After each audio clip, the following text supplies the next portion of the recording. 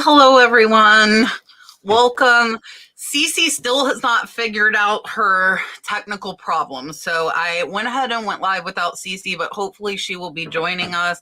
I don't know if anyone in the chat is familiar with StreamYard and iPhone. She's trying to stream from her iPhone. I know nothing about Apple stuff, so if anybody in the chat could message her, that would be great. I think she's FabFlip Lady on Instagram and maybe could help. That would be cool. For now, next to me is Richard Otnipdrof Flips. You normally see him in the chat. He is my main moderator. And below is Rod from Picking and Punching, who I got to meet at the Prison to Profit convention earlier this year. So I'm happy to have Rod on. Hopefully Cici will be joining us. For now, I'm going to go ahead and let Rod and Richard introduce themselves, and their channel links are in the description. And I believe Marsha Red Cardinal Treasures will be sharing them as well throughout the night. So here is Rod. So my name is the Scoundrel Rod Grimes. I go by that name because I'm actually an independent professional wrestler. I'm also a full-time reseller. I've been reselling on eBay since 1999. I'm actually a third-generation picker. My grandparents used to go to buy stuff at yard sales, flip at flea markets. My dad had a hauling business, and he would take items he would find and take them to the auction. And I pretty much sell everything from pulp culture. I specialize in graded items from video games, sports cards, comic books, but I pretty much sell everything. Perfect. Here is Richard. Okay, I go by the name Otnipdrof Flips. My name's Richard. The reason I chose Otnipdrof Flips, it's basically, if you spell it backwards, it's Ford Pinto. I've been reselling for about 2.5, almost 3 years. I do it part-time. I actually enjoy doing it, and that's why I still do it. And I do have a YouTube channel. I usually put out a weekly what's sold, and I'm starting to put out more packing videos. And then I got a couple of videos I'm working on, which me painting and redoing this office, because I've now moved downstairs, and going through my inventory and readjusting that and getting a lot more organized. So thanks everybody for coming. Perfect. All right. Hopefully, again, Cici will join us. The first question is from Deborah. I have several Harley-Davidson Department 56 items along with Chris Radco Harley-Davidson ornament. Everyone says Harley sells fast, but mine is just sitting. So I don't see a question here, but I do want to add on because I know a little bit more about her question. They've been listed for 2 weeks. She commented on one of my shorts. So what is your input to her with that? First thing I would do is take a look at the sold comps, make sure you're priced accordingly with what's going on right now. It is Christmas time, so things like that should be selling. But I would say the first thing is look at your pictures and also look at your description and also look at your price point. Yeah, I agree with Rod. Basically, if things aren't selling, it usually has to do with price, especially if you see other ones selling. Also, too, pictures do make a big difference. Yeah, and I actually searched when you commented that, and there are more listed than sold. So I would say pictures, title, description. It's probably one of those things. And I also want to say 2 weeks is a very, very short time for something to have been listed. When you look at a sell-through rate, that's over 3 months. So to me, if it sells within 2 to 3 months, that's pretty fast. So I don't think 2 weeks is a very long time. But you got to really look at the price of what yours is and what those other ones that are out there are listed at. Because if you're higher, check your shipping too. Look at your shipping costs compared to other sellers' shipping, because that could be causing an issue as well. And even if your price is the same, but your shipping's $10, $15, $20 higher, they're going to go with that other one first. Especially with Christmas, I think people are probably looking at the shipping cost a little more because the price is higher right now. Cora's Corner. And I'm gonna grab this because I'm gonna assume, and I might be wrongly assuming, but she said, I'm learning to identify gems and stones. Would anyone recommend as a study material or content to help me? Hold on, Cici, can you turn it sideways? Yes, I can. Yes, sorry. It should, if you have your auto thing on, it should flip. There you go, perfect. Oh, and then I just Yeah. dropped you. I'm so sorry, guys. Oh my gosh, what a nightmare. Sorry. So Cora, Katie Reeds actually gave me some, and I can send them to you in message if you want me to. I believe it's called the Crystal Bible, and it like goes over the different gemstones, what their properties are. And then I use the rock identifier. I pay for it because I'm just dorky like that, but it's really cool. If you have jewelry and stuff, you can take a picture of the jewelry, it'll scan it, and it'll tell you what it thinks it is. So that helps you learn as you're going as well. So I can send you exact titles because I just bought 4 or 5 books myself, and I can send you those if you would like. All right, Cici, are you? Yes. Discombobulated. Okay. Cici is catty quarter to me. Fab flip lady. I'm gonna take a question off. I'm gonna go ahead and make Cici big. Let her introduce herself. We normally do it backstage. So Cici, Rod's answering everything first, and then it'll be you, and then Richard, then me. Got it. So Got it. here is Cici to introduce herself to you guys, and then we will get back to your questions.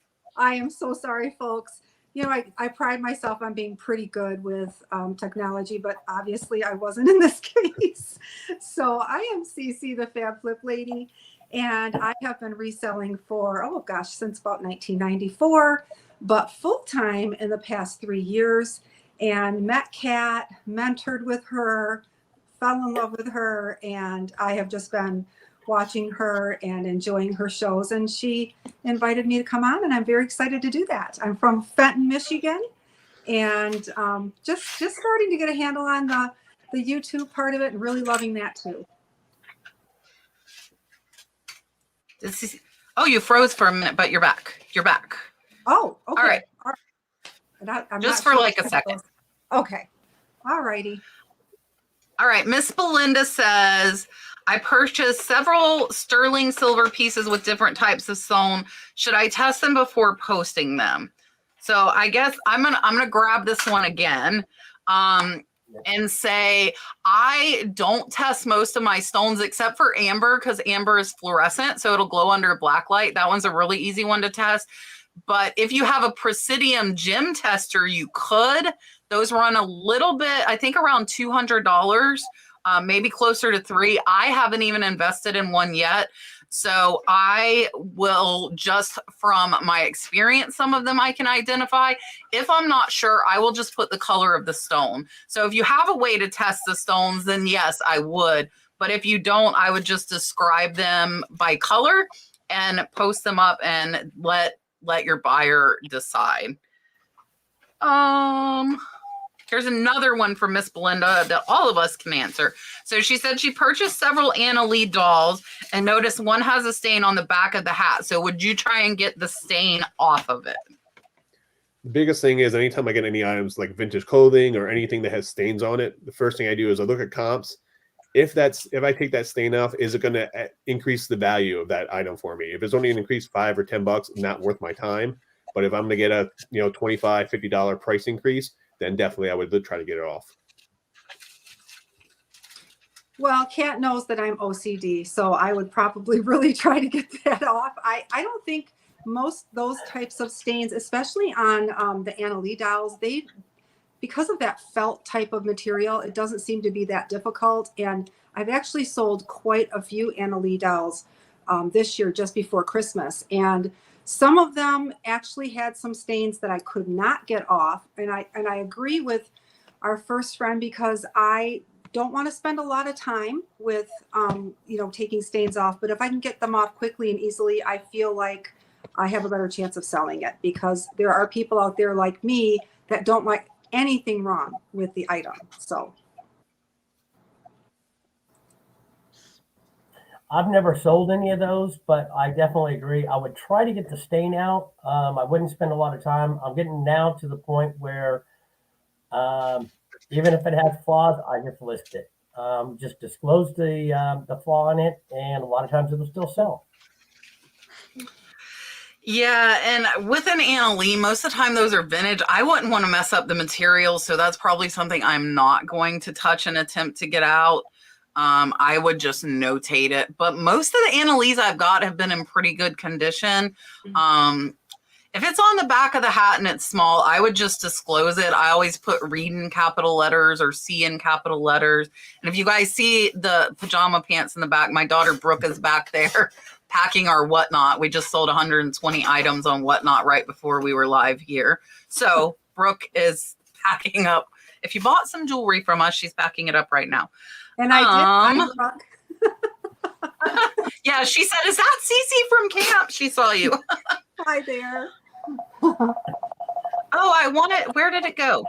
Okay, so John, More Income, said if we get to 150 likes in the next 12 minutes, he will gift 5 memberships to my YouTube channel. So hit the like button if you haven't yet. We have 275 in the chat, and John will gift. They're random. It's fun. You get a random free membership. All right. Next is Miss Chance, and she wants to know, what steps do you take to be sure you are organized for tax season? Do you have special folders, apps, organizers, websites, etc.? So I am actually incorporated as a business, and I have an American Express business card. And with the, I use my credit card for all my purchases.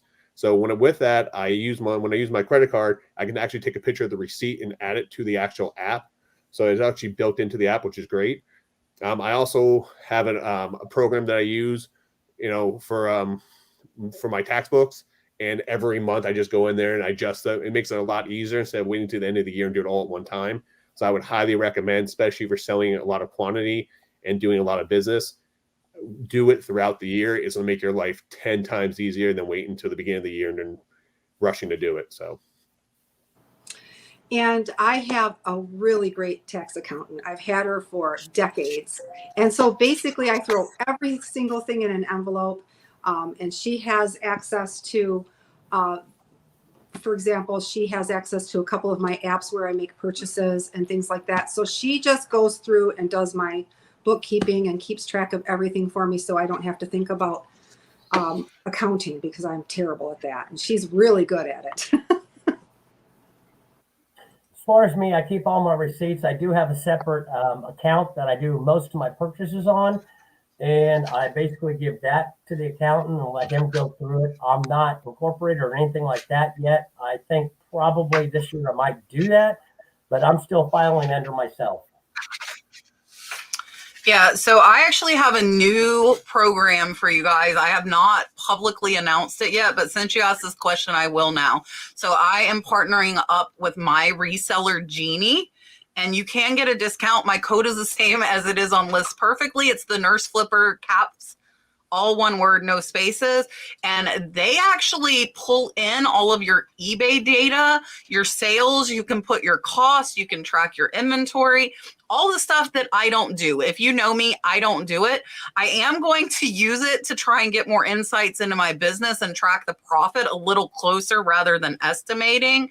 But they have it where it's perfect to hand over to an accountant, especially those of you that are smaller sellers. I think it will be amazing.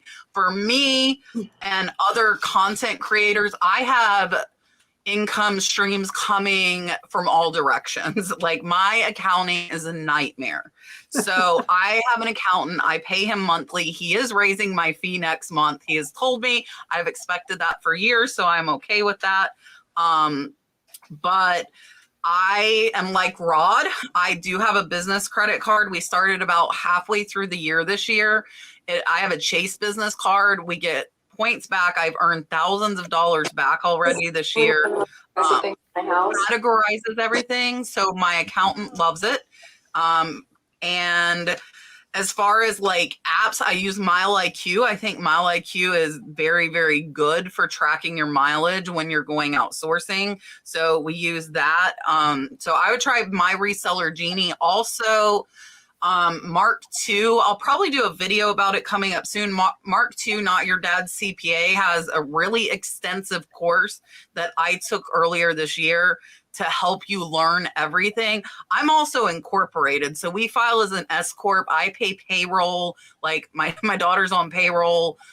We pay taxes, we pay Social Security, we pay Medicare. So mine is a lot more complicated than most resellers would be, but I would get an accountant, at least a consultation, and then you could use it in conjunction with the other things as well. I know that was long-winded, but yeah.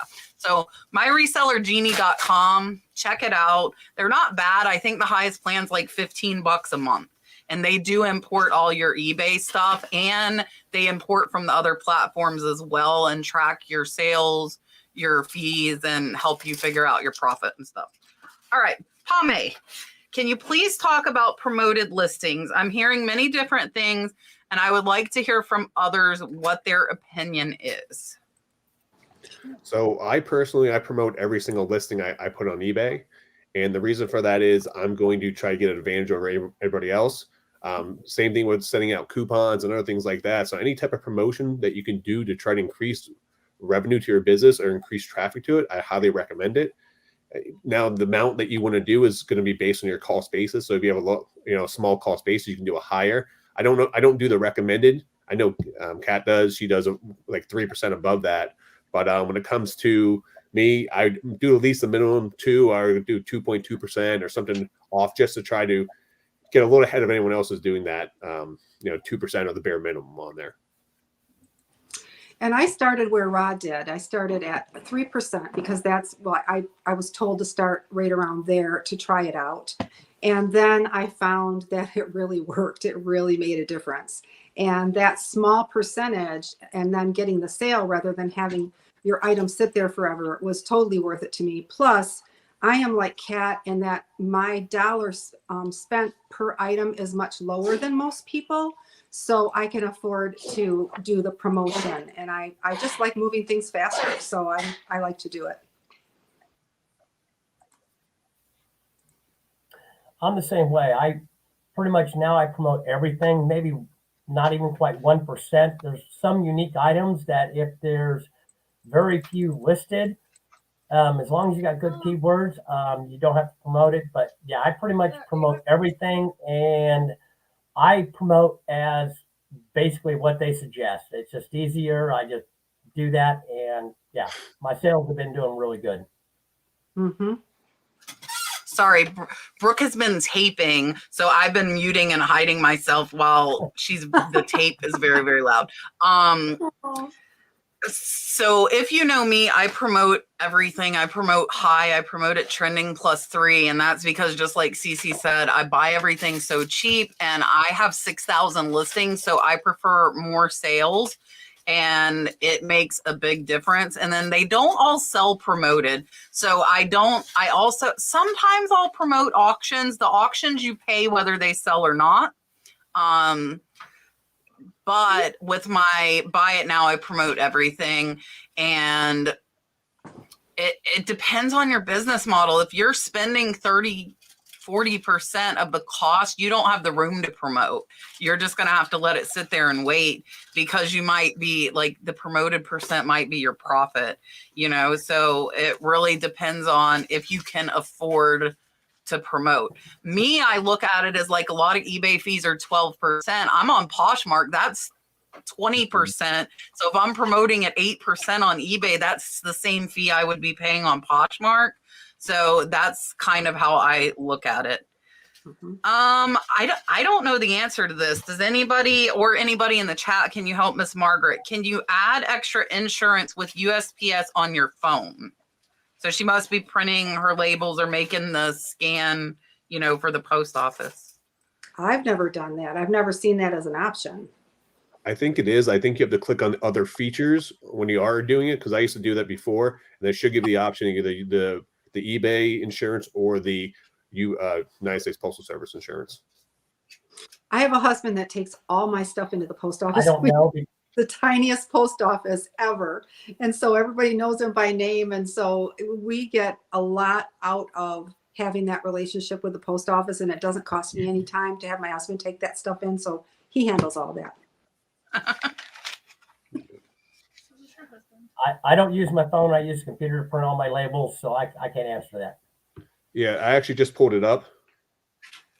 And if you actually click on add additional options on your actual listing, it should bring up an option. And at the very top, it says add additional liability coverage. So you're able to do it. Good to know. On the phone, Rod, that's what it says? On the phone. Okay, perfect. I don't know if you can see it add, but hold on, let me see. Yeah, it says right. I don't know if you see it. Oh, crap. Here, Right let me there. try and make you big. Yeah, there we go. So it says add additional right there. When you add additional, you should be able to, the very top, it says right there. Should give you an option right there. So Perfect. hopefully that helps. All right. Miss Vicky says, if you refund someone because they don't get their package, how do you get your money back? So I'm assuming that the package was lost and they filed a claim through eBay, or so if you don't have the package insured, you're not going to get your money back. You just eat that cost. If you have the package insured, I would issue a refund back to the buyer, and then you can actually file a claim through eBay or through the postal service office there. You can actually go to their website and do it directly. And then what they'll do is they'll send you a check. The postal service does it. FedEx and UPS will actually mail you a check in the mail. And once again, that teeny tiny post office goes to work for me because I go in there and they fill out all the forms for me and take care of it all for me. So I don't have to do it on my online or on my phone, but it's worth getting the extra insurance for something and then making the claim, because I don't know if you guys noticed, but we've been having some problems with the post office and things getting stolen and things coming up missing. So it's always nice to have that insurance when it's something that's really valuable. I just shipped out a $900 vase that I sold. So I wanted to make sure that that was insured. Hold on. Okay. As far as I go, if it's valuable, I'll go ahead and actually ship it out priority mail. That'll give me the additional insurance. As far as if it's a lower dollar item, no, I won't even worry about it. And if it gets lost, I'll just write it off and don't even worry about it. I'll just refund the buyer back. Yeah. So if it's first class, then you're out your money. If it's media mail, you're out your money. If it's ground, you're out your money. If it is priority and you mailed it, you get $100 in coverage. If they lost it, they pay out fast. You can open a lost package claim. They will fill it out fast. If it shows delivered and the buyer says they didn't get their package, then I would not refund that buyer. That is not your responsibility, because then you're definitely not getting your money back. So if they say it's delivered, or the tracking says it's delivered, but buyer says they didn't get it, do not refund. That is not your responsibility. Your responsibility would get it there, which it shows scanned delivered, you did it. But first class, ground, media mail, none of that has insurance if it's lost, only priority mail. So that's why, like me, my threshold's $50. If it's, even if it's 4 ounces, if it's over $50, I'm going to ship it priority. So I do have that little bit of extra insurance. But other than that, with first class and media mail, it would just be a business loss. Cami Park sent a $10 super chat and said, cat and all, I recently opened a store and eBay is going great. Lots of sales, and I want to thank all of you resellers for all of the knowledge you have shared with me. Cami, that is amazing. I am so happy to hear that. Congrats here, Mr. Dolphin.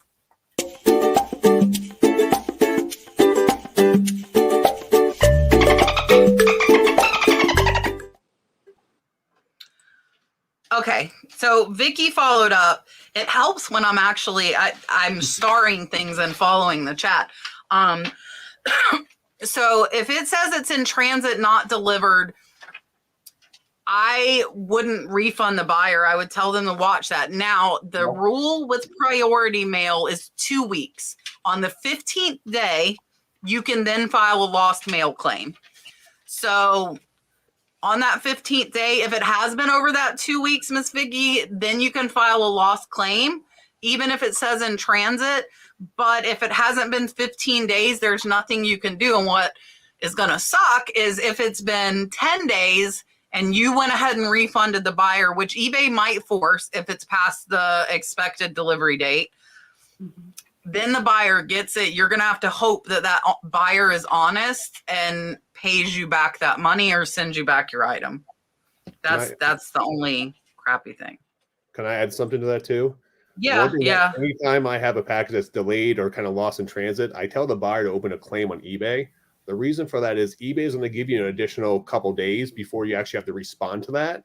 Also, too, is around Christmas time, they do in the past, like the previous year, especially during like COVID and during times where they had a delay in packages and the post office put out on their website that they were delaying packages. eBay will extend that an extra week sometimes for you during the holiday time. So that gives you a little extra time before that you have to issue a refund, and gives you an extra time for that item to get there. And also, too, if you sell anything over $300 or more, I highly recommend you add signature confirmation to it, because it's going to help your cause, and it actually helps track the packages, especially real expensive ones, and helps you get a refund if there's anything damaged for shipping or any lost packages. Yeah, so she's saying eBay says she needs to refund. So I would file on that 15th day, and then the post office would mail you. I normally send them a screenshot of where the item sold so they can see the item amount, and then they'll send me that amount. It's covered up to $100.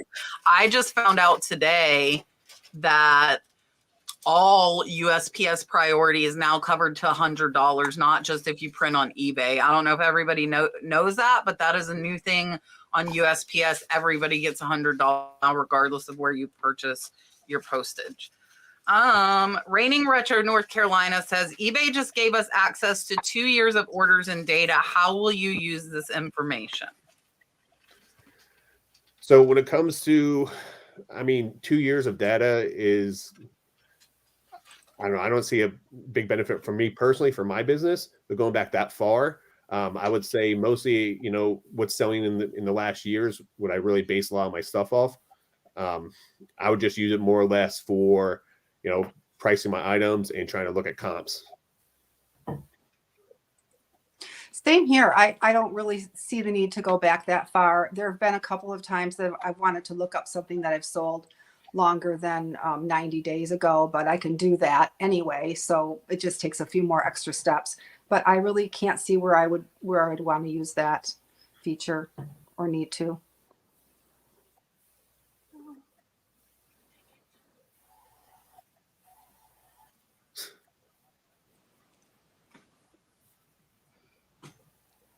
Richard, it's your turn. As far as me, I don't see a lot of use in going back 2 years, but every once in a while it would be nice knowing that I actually basically came across an item that I know I sold before, and I can actually go look it back up again. That would probably be the only thing I would use it for. Yeah, so for me, I track more like month on month as far as like my sales performance. Not really towards the last year. Like I know I just looked and we're up about $40,000 in sales over last year. So a decent growth. And I'm hoping to almost double that next year, but I watch it more on a month-to-month basis. So I could go more into like my accounting records versus like the eBay records. I don't think I'm gonna use it a lot either. Miss Katrina wants to know if any of us have had a slow sales week, and you guys can answer her in the chat as well. I personally haven't. I've been selling a lot, especially around the holiday, but I sell a lot of stuff. I think it comes down to what you're actually selling. So I specialize in selling a lot of like video games, toys, pop culture stuff. So that stuff tends to do really well in the fourth quarter. So for me personally, even I haven't listed anything the last couple of days because I had family in town visiting, and my sales are still real steady and increasing. So it really comes down to the type of items you're selling, I would say, at this time of year. I guess, Katrina, is it Katrina? Yeah. Are you talking about this week in particular? Because if it's this week in particular, this is probably one of the best weeks I've ever had. I've sold a lot this week. However, I've certainly had a slow sale week in my lifetime and in the past. So sure, I have had that, but it seems like even though people are saying, gosh, we're tightening our belts, we're doing this, we're doing that, I feel like I really try to pick things that are things that people are really going to need and want, or else they're a specialty item that, in my case, I like to get the things that people remember from their childhoods and they're trying to replace. So they're not necessarily going to not want to buy that when their belts have to tighten up a little bit financially. Okay, apparently I made it back. Am I okay? I had to kill a couple TVs upstairs. Okay. Killing my internet. My week has actually been pretty good. Well, Kat, I'm Richard glad I'm frozen. not the only one. I'm glad I'm not the Did I only one. freeze? You froze, Richard. Am I back? Yeah, you're back. All right, let me go out and I'm going to try to come back in. Okay, I'll answer. So my sales this week are actually down by $500, but I have not been listing good in over a month, probably like 8 weeks. Since we started doing Whatnot, my eBay has sorely suffered. But I still have had 2,000 in sales this week. We normally do at least 2,500. We are down. Here, hold on, musical people for a minute. We are down about 20% from last month. But like Rod said, I don't sell a ton of stuff that's considered Christmas presents, but I do sell a lot of ornaments, but most of those are lower dollar stuff. You know, they're like $15, $20 things. They're not my higher dollar rare ones. So it has been slow for us, but I know it's been slow because of me. So my daughter-in-law started listing for us again today. And then I have an interview tomorrow for another employee as well. So I am planning, I might hire another one on top of that. We're getting ready to expand. We're getting ready. Richard, have you had a slow sales week? You look like you're clearer. It looks like that did something. Yeah, I went out and I killed some more stuff. No, my sales week this last week was actually really good for me. So I was quite happy with it. But I was also listing too. Go ahead, Richard. A lot, yeah. Cindy wants to know, when you run a sale, how can you not include your most recent listings? So when you go to promote your sale, you can actually search your items by days or by dollar amount. So normally when I run a sale, I run multiple tiers. I do like a 10%, 15%, 20%, 3 tiers. And then what I normally do is I put my items at from like 61 days to 90 days at like a 10%. And then my items from 91 days to 120 days at a 15%. And then I put anything from 121 days on at a 20% discount. So that way you can really target the items that you want to sell. And I don't put running any sales on any new items I list within like 30 to 60 days. Correct. And you can actually individually click on each item that you want to include in that particular sale as well, because some people don't have eBay stores, or they don't have 1,000 or 2,000 or 7,000 listings in their store like Kat does. But you know, you can pick little amounts. I mean, you can pick small numbers and go individually through each one of your listings if you want to, and select whether you want to include it in the sale. Up to 500. Correct. 500 is the limit. Yep. I pretty much run a sale wide across my store. I have gone in every once in a while and taken like 1 or 2 items out that I didn't want to include in on that sale. But most times I don't do a tiered.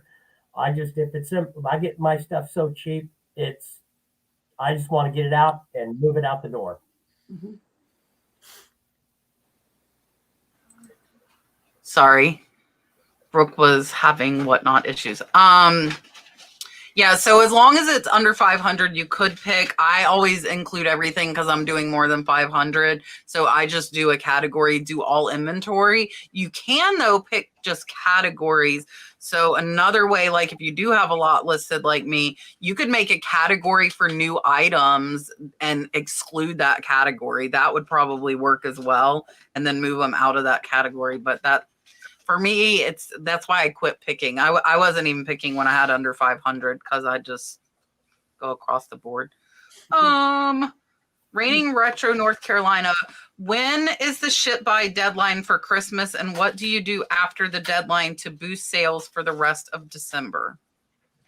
So I ship all the way up until Christmas Eve, just because people want to get their items, and especially if they're close by. If I'm currently located in Tampa, Florida, so if someone buys something from Florida, if I ship it through FedEx Ground, it'll be there the next day. If I ship it through Priority Mail, it might be there in 2 days. So I ship all the way up until Christmas. I mean, the biggest thing I would say is it's going to be coming down to the estimated time for the buyer, because eBay does put that estimated time in there. So the buyer should have a good understanding of when the item's going to be there. I can't control the post office or FedEx about when it's going to get there, but that should give them a good estimated time. But I mean, leading up to Christmas, I recommend shipping every single day, because you're going to run into delays. You're going to run into other things that may delay your shipping, and the buyers are extremely happy. So I try to do a 1 day turnaround or same day shipping if I can. Excellent answer. And I have to agree with almost 100% of it. I basically, same thing. I ship every single day, and I also communicate. I'm on a smaller scale. I have right now 1,100 listings in my store. So I have the time, and I communicate with every person that buys from me. I send them a quick little note. Thank you for your purchase. I'm shipping today.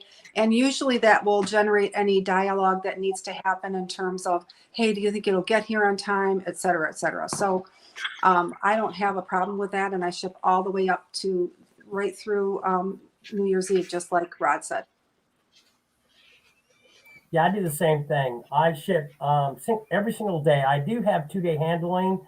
There's a once in a blue moon where I don't ship out on the same day, but most of it I ship out every single day. Even now, when we're in Christmas time, I'll even go ahead and ship on Saturday as well. I don't worry about a deadline. A lot of times I know when we come up to Christmas time, people ask, will it make it to them on time? I'll say I'll get it shipped out, but I can't guarantee it. I know last year wasn't as bad as the year before last, where I think everybody was, as far as resellers, were getting frustrated because we were having to refund buyers because packages were getting lost, they were getting delayed. So I haven't seen that problem, and I don't anticipate us having that problem again this year. So the cutoff is next Monday, the 12th. It is in 6 days. That is the official cutoff for arriving by Christmas.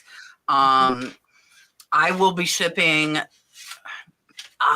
We have a Christmas parade and a festival this Saturday. I will probably ship like Friday night. So stuff that gets bought up to Friday night and bring it to the post office Saturday morning. So I will do that this week. As far as boosting sales the rest of December, I don't have those Christmas things. So I'm just doing everything as usual. Q4 is not a bump for me. My sales stay steady throughout the year. So as far as after, if you wanted, you could run, more sales if you were trying to hit that. A lot of people say they have better sales in January than December. I hear that a lot. So I would just be, and I will be just business as usual. I won't be doing anything different to try and get, because most of mine are bought for personal use. So those people will still be shopping versus, for gifts. Mark, OG and Z is late because of baseball, so it's okay. He said, great panel, Mark. Thank you so much. Here is your.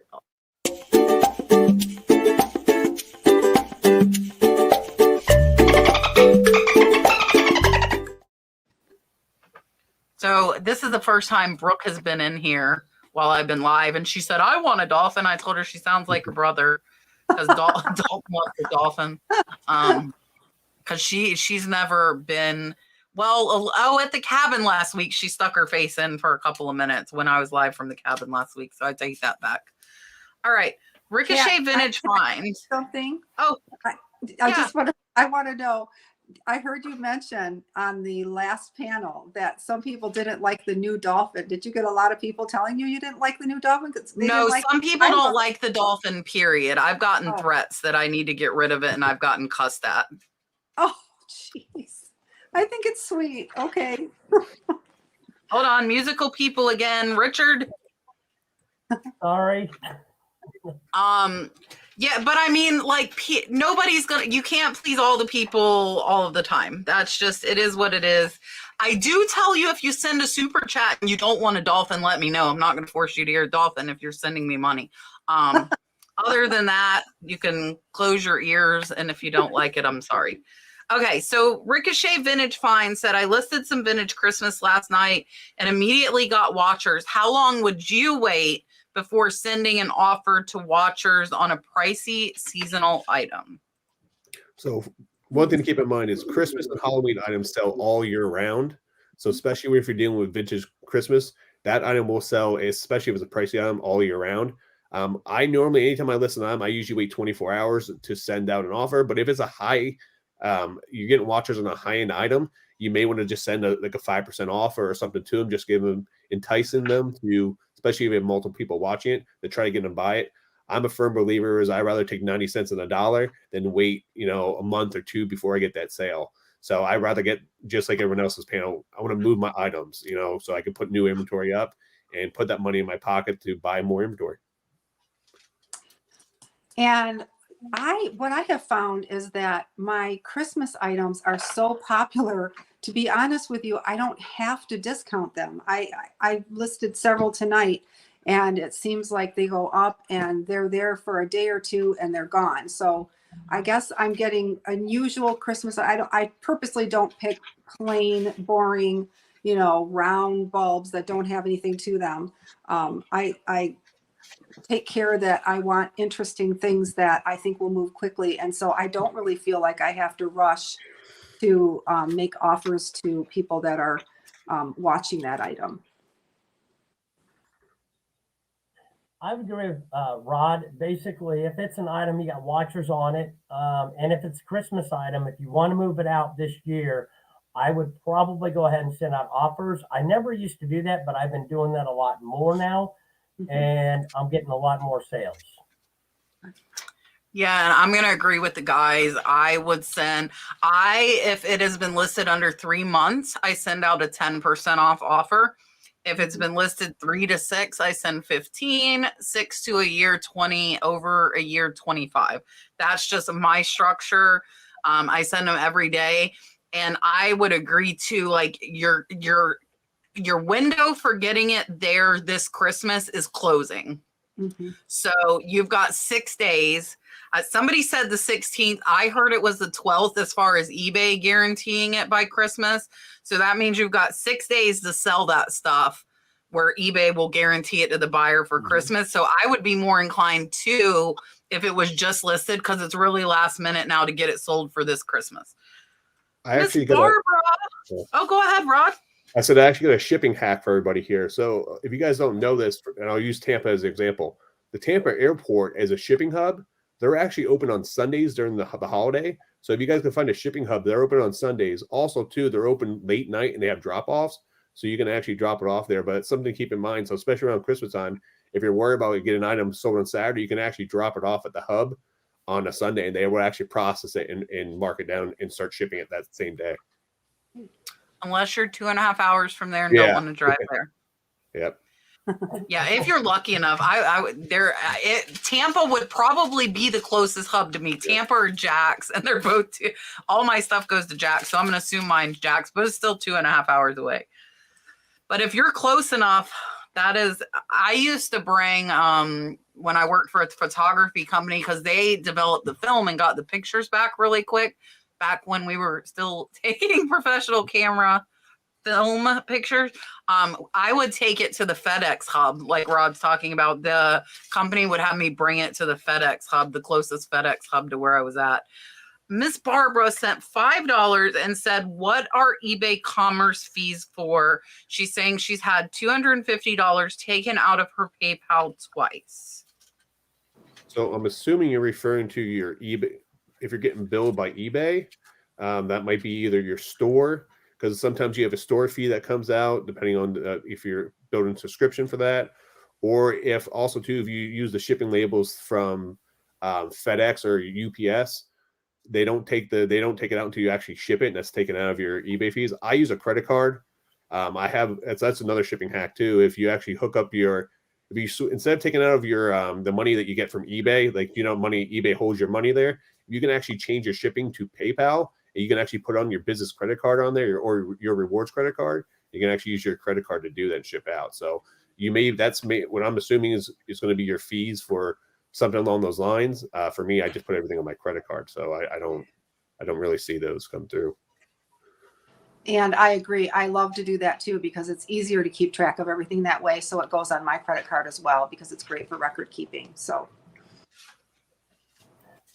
I did the same thing, but mine comes out of PayPal and then it comes out directly out of the business account. Yeah, so I would say there are several things the fees can be. One, I'm going to say you're probably not on eBay managed payments, which almost everybody is. So the eBay commerce fees can be your fees. And I want to highlight here real quick. Tapig said you could be going over the amount, like if you have free listings, but your listings are renewing, that counts as well. And you could be paying insertion fees, which is like 30 cents each and adds up. They're taking their percent for your selling fee. And if you're shipping UPS or FedEx or international, that is all billed after the fact. So it would only take a few good sized packages to add up to $100. I have a lot of it's like international that's like $30, which your buyer pays for, but then eBay's going to bill you for it. So you're getting the money, but then you get billed when it gets delivered, a week and a half later. So hopefully you get switched to managed payments. I like that a lot better. They do pull everything except for those FedEx and UPS. You still get hit with those with managed payments like a week down the road. But I look at hold on, let me click real quick. Go to your payments and you can view all transactions and it'll tell you the fees that are coming out that you're getting charged. So I would do that as well. Let me give Miss Barbara her dolphin. I'm going to give you the old dolphin. We're going to switch it up for a minute. Thank you so much for the super chat. I hope that helps. Go to payments tab, look at your transaction, because there might be something you can dispute. There have been eBay errors, so I would look over it for sure. Here is your dolphin. Super chat. right now. So Super chat. Okay. Stacy Fritz, do you always send out offers? This is funny because I just answered this, but we'll go over in a whole. Do you always send offers to watchers? And if yes, how much do you discount the item? If it's so first off, I send offers to everybody, because just like sending a coupon, just like putting your store in a discount, I'm going to try to entice these people to try to buy as soon as possible so I can move the item. If it's a newly listed item, even if I have it up for 24 hours, I'll send like a 5% discount, because that's the minimum that you can do, just to try to get them the bite on it. But as Kat said earlier, if it's, depending on how long it's been on there, I will send, 15, 20%. If it's up for 6 months or a year, I may do a 30% or something just to move it at that point in time. I just want to get rid of it out of my inventory. And I don't always, but Rod's really talking me into it because I'm thinking that maybe I should readjust my strategy. But yeah, I think I have certainly sent offers, but I haven't done them on a daily basis. And I think I'm going to reevaluate that. Also, too, is one thing I forgot to add is the time of day you send them is really crucial as well. So there's 2 times a day I like to send. Around lunchtime is, if people are working, they're on lunchtime to get that notification, they can take a look at it. Or the perfect time I like to send mine is usually around 7, 8 o'clock at night, because what is everyone doing? You're sitting at home on your couch, you're just done eating, you're with your family, you're on your phone scrolling. So I specifically pick certain times of day to send them, and I usually do pretty well instead of just sending them random times. That's great. As far as me, I usually do. I'll send out offers to watchers about once a week. I do this part time, so it's not like I can sit there on my phone constantly and do stuff. So I send them out once a week. Yeah, and I send them every day. I think if the sooner they had eyes on it, like I buy stuff like that. Like if I was just watching it, I put it on my watch list. It's fresh in my mind. I haven't had time to search for others of whatever that is. And that seller sends me an offer, I'm more likely to accept soon. Where if you wait a week to send it to me, I might have went randomly searching on Amazon and found one and ordered it. Where if they grab me fast on eBay, I'm more likely to buy it. And again, for me, 3 months or less is 10%, 3 to 6 months, 15, 6 to a year is 20, and I do 25. I've thought about doing more. I think Julian does like 50% on his that have been listed longer than a year.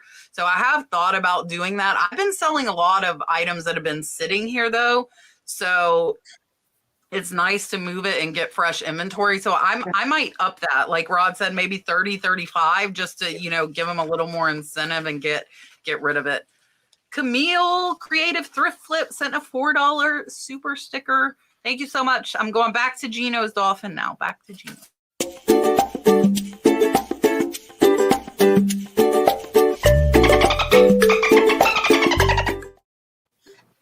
Dun, dun, dun, dun. Cora wants to know how to find me on Whatnot. So, Cora, if you hit the magnifying glass down at the bottom, if you're on the Whatnot app, now you guys will see who I'm watching on Whatnot. At the Discover Anything, you click, and then look, you have to click users. That's the big thing I think a lot of people miss. You have to click on users, and my name is the Nurse Flipper, no spaces. You will find me. Don't put any spaces, though. And tomorrow night, I am doing another all sterling silver at 8:30 p.m. Eastern Standard Time. And I've got I got in some really, really nice necklaces, and we have a bunch of really nice sterling rings again. I showed some of them tonight as a little preview. So tomorrow night is all sterling on Whatnot. So definitely tomorrow's a good one. And then Thursday, I'm crazy and doing 3 in a row, but Brooke does all the shipping. And she's been cataloging. So really all I've been doing is going live and showing you the stuff. Brooke has been doing everything else. But Thursday's going to be Southwestern. I'm calling it Southwestern on a budget because it's a lot of hematite. So it's going to be cheaper than turquoise pieces, but still really pretty and really impressive. So that's what we're doing Thursday. I was going to try and do Saturday and do 4 days, but we have a craft fair. Brad's selling his Christmas shelves, and then the Christmas parade. So I might not push it and do 4 this week. I might only do 3. But yeah. Okay. Sonia says, does anyone know if we should pay extra to eBay? So this again, I think, Sonia, we kind of covered it though when we talked about promoted listings. So I would go back to the beginning. You probably were here and heard us answer that. So I think we probably grabbed that one. Rod, I think just one of us needs to answer this. Betty's asking, where do the promoted ads appear? So can you explain, like with promoted listings, how it works? So when you promote your listing, when you go to search something, it's going to pop to the top of that search. So let's just say if I'm searching Mario Brothers for Nintendo, it's going to be, if you promote, whoever has the highest promoted, like say if someone has 6%, someone has 5%, so show the 6% at the top, then the 5% there, and then it'll start the regular listings right below that. So the benefit to it is you're always at the very top of the search. Just think of it this way. If you had a phone book and it's an alphabetical order, you always go A's always going to be at the top. You promote it, you're always at the top. I need to read this. Listen, Rod, I have to ask you, because you said you started selling in 99. That's when I started selling too. Yeah. Do you remember when it was $10 to go at the top of a category? Yep. Like forever? $10, you would be at the top of the category. Yep. And I used to have plants, and I would pay $10, and my plants were like all you saw on eBay. And I had like 100 of them. So I'm like, okay, I'll pay $10 one time to promote them till I sell 100 of them. And people don't know the struggles we went in back then. Getting money orders or checks in the mail, and then I'd wait 3 to 7 days for my check to clear. And then you couldn't print your labels. You actually had to go to the post office and handwrite everything and put the sticker on for Yes. tracking and rip the sticker off. Oh, Yeah, people would send cash. It was kind of crazy. Yeah, All right, envelopes of cash from the mail. Yeah. I remember that. I had to ask because I remember paying $10 and it would stay up top forever. Resell to Ride sent a $5 super chat and said, "My death pile is getting ridiculous. Considering making junk drawer lots of smaller items. Have any of you sold them before? And if so, any tips?" Yeah, I've actually sold numerous junk drawer lots over the years. The biggest thing I tell you is list as many different items as possible: jewelry, vintage sports cards, toys, trinkets, anything that you can find, any little odds and ends in there. Take very clear photos and as many photos as possible, because they want to see everything in that lot, and make sure you space it out. You present it very well, and the more the better. And I always start mine at an auction, and I always start at 99 cents because I didn't care, because I, just like everyone else there, I had little cents on the dollar in my items. That way you get more eyes on it, get more views on it, and just let people go after it. And I did it on Poshmark all the time, because what I would do is I would offer people the opportunity for me to actually put together, a wardrobe for them, all the way down to the shoes, because I have a lot of inventory and that wasn't hard to do. And people really loved that. And I haven't yet experimented with that on eBay, but I have seen it in auctions that I am watching, and I actually like buying those. So, I mean, I foresee myself doing that in the future. That would be something really fun to do. And I think it is super important. Your photos are so, so important. If you're doing a junk pile, don't just throw it all in the box and say junk box. That will not work. You've got to have really great photos, like Rod said.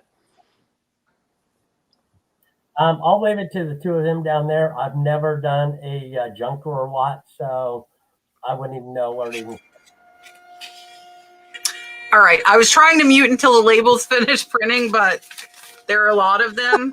So you're gonna hear my printer for a minute. Brooke's waiting for the labels so she can label everything. I have not done junk drawer lots, but what I would recommend is make sure to keyword them.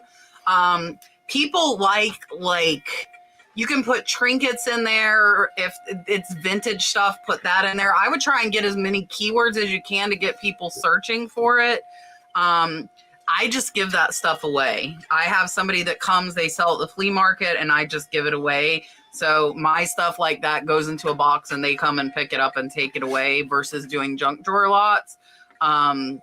Hopefully somebody in the chat will have done it and can give you a little more feedback on it. Here is your dolphin as my labels hopefully finish.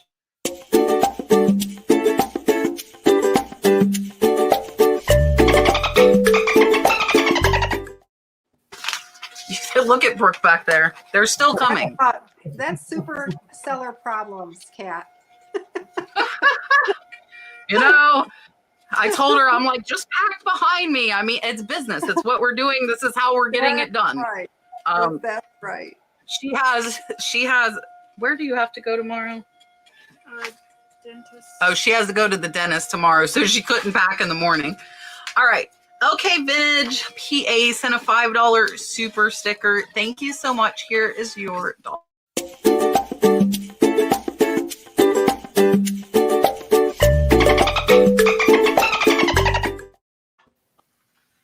All right, let's see. Reigning Retro, North Carolina. I need to find a new CPA to do my taxes. I've heard a few names on reseller videos, but don't remember. So if you know names of reseller ones, go ahead and help. I have my own personal accountant that I use for my personal and my business, so I wouldn't be able to recommend anyone there. So sorry. Ditto. Mine is a small town accountant, because I live in a small town, and I don't think that she'd be prepared to take on the nation. I'm the same. I live in a small town, so I can't suggest anybody. The only one I've heard thrown around is Mark II, not your dad's CPA. Again, I think I have a $50 off coupon if you want that for his course. But my accountant, if you're in Florida, I will give you his information. His fees start at $175 a month, just so you know price-wise what he charges. But Mark 2 would be the main one. But the cool thing in his course, he gives you questions to help you find like a reseller friendly and knowledgeable accountant in your area. So I would ask if they know about e-com. I kind of trained my accountant, so now he could do reseller taxes very well. Through the last 3 years, we've kind of learned it together. So he knows them front and back. But I would ask somebody if they're e-commerce friendly, and then maybe asking like buy sell trade groups or something, you know, if there's somebody has in your local area. Oh, and you're in North Carolina, so you're not in Florida. Never mind. I didn't even think of that. Mr. John, thank you again for the gifted memberships. I appreciate you, my friend. More Income said, as we near the new year, what is one thing you will be changing to better your business in 2023? Organization. Let me tell you, that is the key to success. I just built a new home early in the year, so we moved about 5-6 months ago, and I have a 10 by 25 storage unit, and I have, you know, a 2-car garage, which I keep all my inventory in. And moving is a nightmare, so I need to be real organized. I'm going to get some more shelves with wheels on it, so it makes it easy. Highly recommend if you use shelving units for your storage unit or for your garage, spend the extra money, get the ones with wheels on it, because you can reorganize and move your garage and move your inventory around very easily. And mine's really twofold. It's organization, and it's also help. My thing is, it's time for me to get extra help. I have been actually working on the organization, and I've seen a great improvement, but you can only do so much as one person. And so mine is to find some new people. Mine is obviously organization. I just moved the last couple of weeks, moving my 2 offices upstairs down to the basement. And then also too, I decided to tackle my eBay store and totally readjust all the shelving and make it a lot more efficient and easier to get in and out of that. One other third thing is my death pile, is trying to get rid of that. That's just sitting there taking up room, not making any money. And yeah. Yeah, so for me, like Cici said, I'm definitely looking at expanding as far as staff. I know I want to get at least 2 more people. I have Brooke. My mom does all my cross posting. I also have somebody that comes and helps me clean and organize and do everything twice a week. And I just want to get more efficient. And for me, being more efficient, I feel like is going to be through getting employees, because I can't do it all. And then stuff's getting halfway done and not all the way done. So I want to train people to do it the way it needs to be done.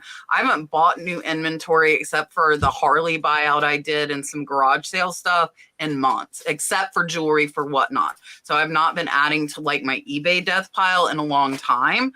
And so once I have 2 more people listing for me, that should go down fast. And then I want to source a little bit smarter and keep we look like a mess, but we're pretty organized. I can find out of 6,000 items, I can find where stuff is when it sells, and that's all I really care about. But I want to be more efficient. I think that's the bottom line, and be able, you know, in the end to make more money by being more efficient, whether it's through new staff or organizations or, you know, new methods. That's my big thing, is kind of functioning better as a business and growing and letting, for me, and if you guys that have watched me probably know this, like it's a control thing, right? You want to do everything yourself because you're the only one that can do it right. And for me, a lot of that is going to be letting go of that. Hopefully my interview goes well tomorrow, and I will train her on pulling, packing, ship, everything that I'm doing on eBay except for pricing. That I think is something that would be like quite a bit further down the road. I think that would be too overwhelming for somebody that's brand new, like, oh yeah, let me teach you how to research. So that's my main thing. I don't know if any of you know this. I saw this posted in a group, and I actually tried to research it and I couldn't figure it out. Does anybody know why on the Seller Hub page some active listings are in red, but they're normally blue? Does anybody? I tried Googling this because I saw it. I think it was in maybe it was in my Death Pile Destruction, or it was in Dom's reselling resource group.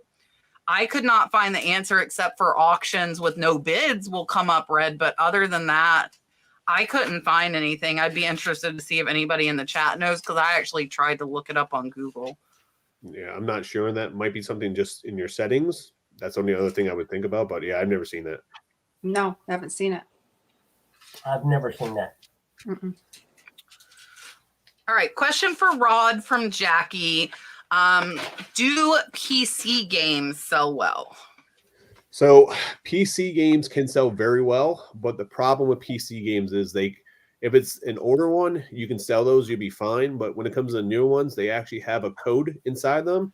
And once you use that code, you can't use that game anymore if you don't have that code. So you can't really resell used PC games that are newer. It's the older ones you can. So when it comes to PC games, I would say stick to new PC games if you do have the option to get them new. PC is actually really big internationally. So usually I went to, probably about 2 years ago, I went to a yard sale. I bought out 2 or 3 totes a guy had from Circuit City, had all the old PC games. They were all brand new. And half of those actually sold internationally through the Global Shipper program overseas. So overseas is real big on PC games.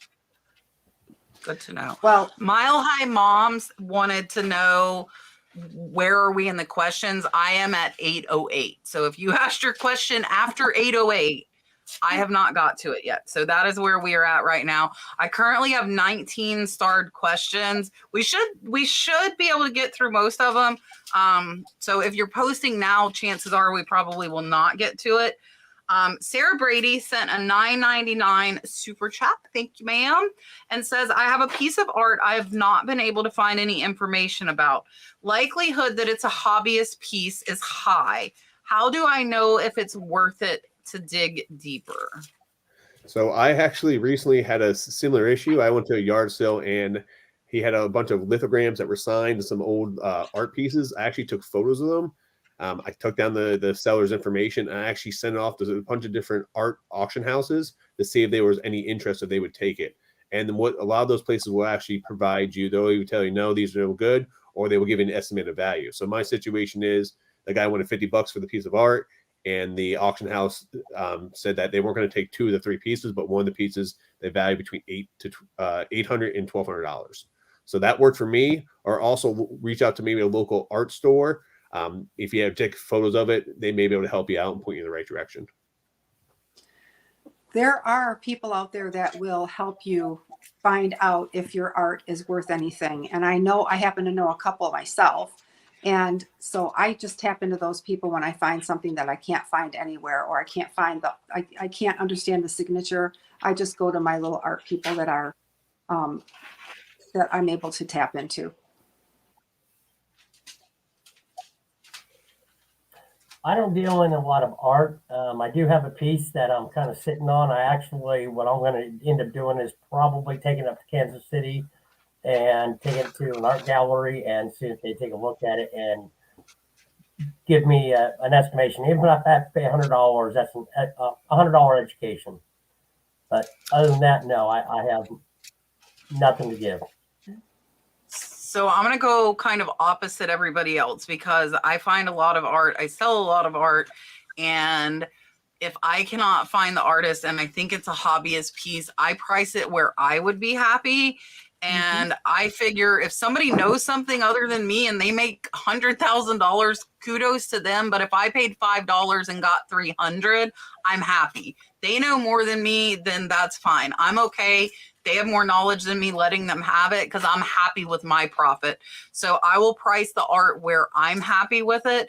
A lot of times I'll search for subject matter to get comps. Like I've sold a lot of clipper ship paintings, both known artists and unknown. I sold an unknown artist for $500, a piece that was not even signed. So a lot of times I'll look up the subject matter to get comps. You could post, you could probably find Facebook art groups too that you could post and kind of get a little bit of feedback. I just get so much, like we have, I think, 30 antique framed pieces of art that are probably going to be coming up posted soon. And I'm not going to, like, I probably won't spend more than 10 minutes on each piece because I paid, like, I think I paid $10 for all of them. I bought a closet and I didn't know the bottom was full of antique art pieces. So I don't have much cost in. So if I get $100, $200 out of them, I will be thrilled out of less than $1. And again, if somebody knows more than me and they see it and they pick it up, then I'm okay with that. Don't get me wrong. I wouldn't be ticked off if I see it like in the paper that they bought it off eBay and sold it for $200,000. I would be irked, but I mean, you know, more power to them. All right, Sarah, here's your dolphin.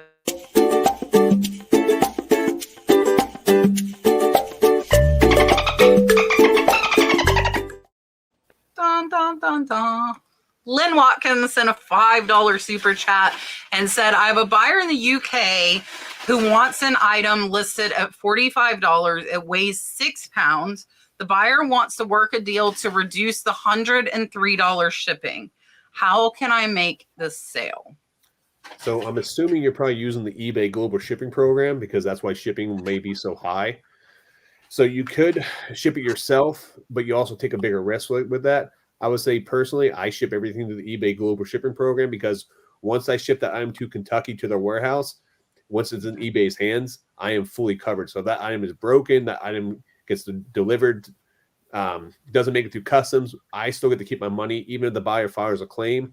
So in situations like this, I don't give a discount on the shipping at all. I would offer them a slight discount on the item, but I won't do that because then you're going to hurt put yourself more at a risk if you're using the eBay global shipping program. So I would just not make the sale and just move on. Hopefully another buyer will buy it. Same here. A $45 item and then the shipping, they have to want it pretty badly. And if they want it pretty badly, they'll pay it. If they don't want it, I'm not taking it out of my pocket so that they can get it across, across the world, a $45 item. Yeah, I'm the same way. I wouldn't try to reduce it down. I ship both through eBay International, and anything under 16 ounces, I'll ship it that way. Anything over a pound, it goes through the global shipping. I've had people ask if there's anything they can do, but they come along and still buy the item. I just basically say I can't do anything. That's just what it is to ship it there. Mm-hmm. Yeah, and I'm not gonna negotiate on that either. If you're using global shipping, if it's under $50, I do standard international, but I feel like it's probably gonna be like $80. It might be a little cheaper with standard international, but it's not gonna be much cheaper.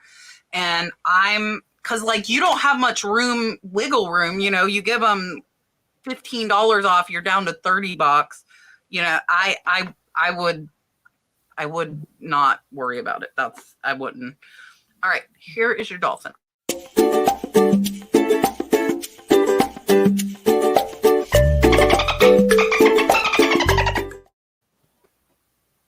There is a bug on my eyeball. Holly asked if I'm still, I wish it was my cabin. It is not my cabin.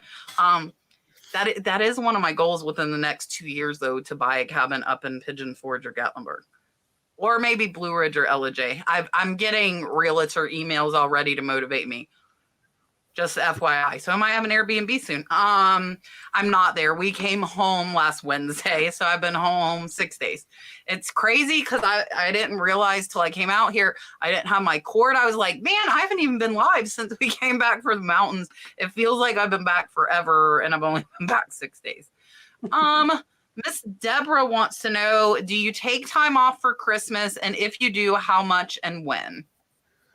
So because I'm full-time, I can pick and choose when I want to work and not work. So for me, I get to spend as much time with my family as I want. And I either list, I'm an early bird. I'm up at like 4:35. So I list every morning, do my shipping in the morning. So I really don't take much time off unless I'm with my family. But even that, what I normally do is I'll take 40, 50 photos on my phone. So I always have them in there. So even when I'm with my family, have downtime, I can get items listed. So I list throughout the day. So just that way I can spend time when I want to take off and go that route. So I might work a little less, but if I'm here, I'm going to be working. If my family's here visiting, I'll find those little times that I can get away and do the things that I need to do.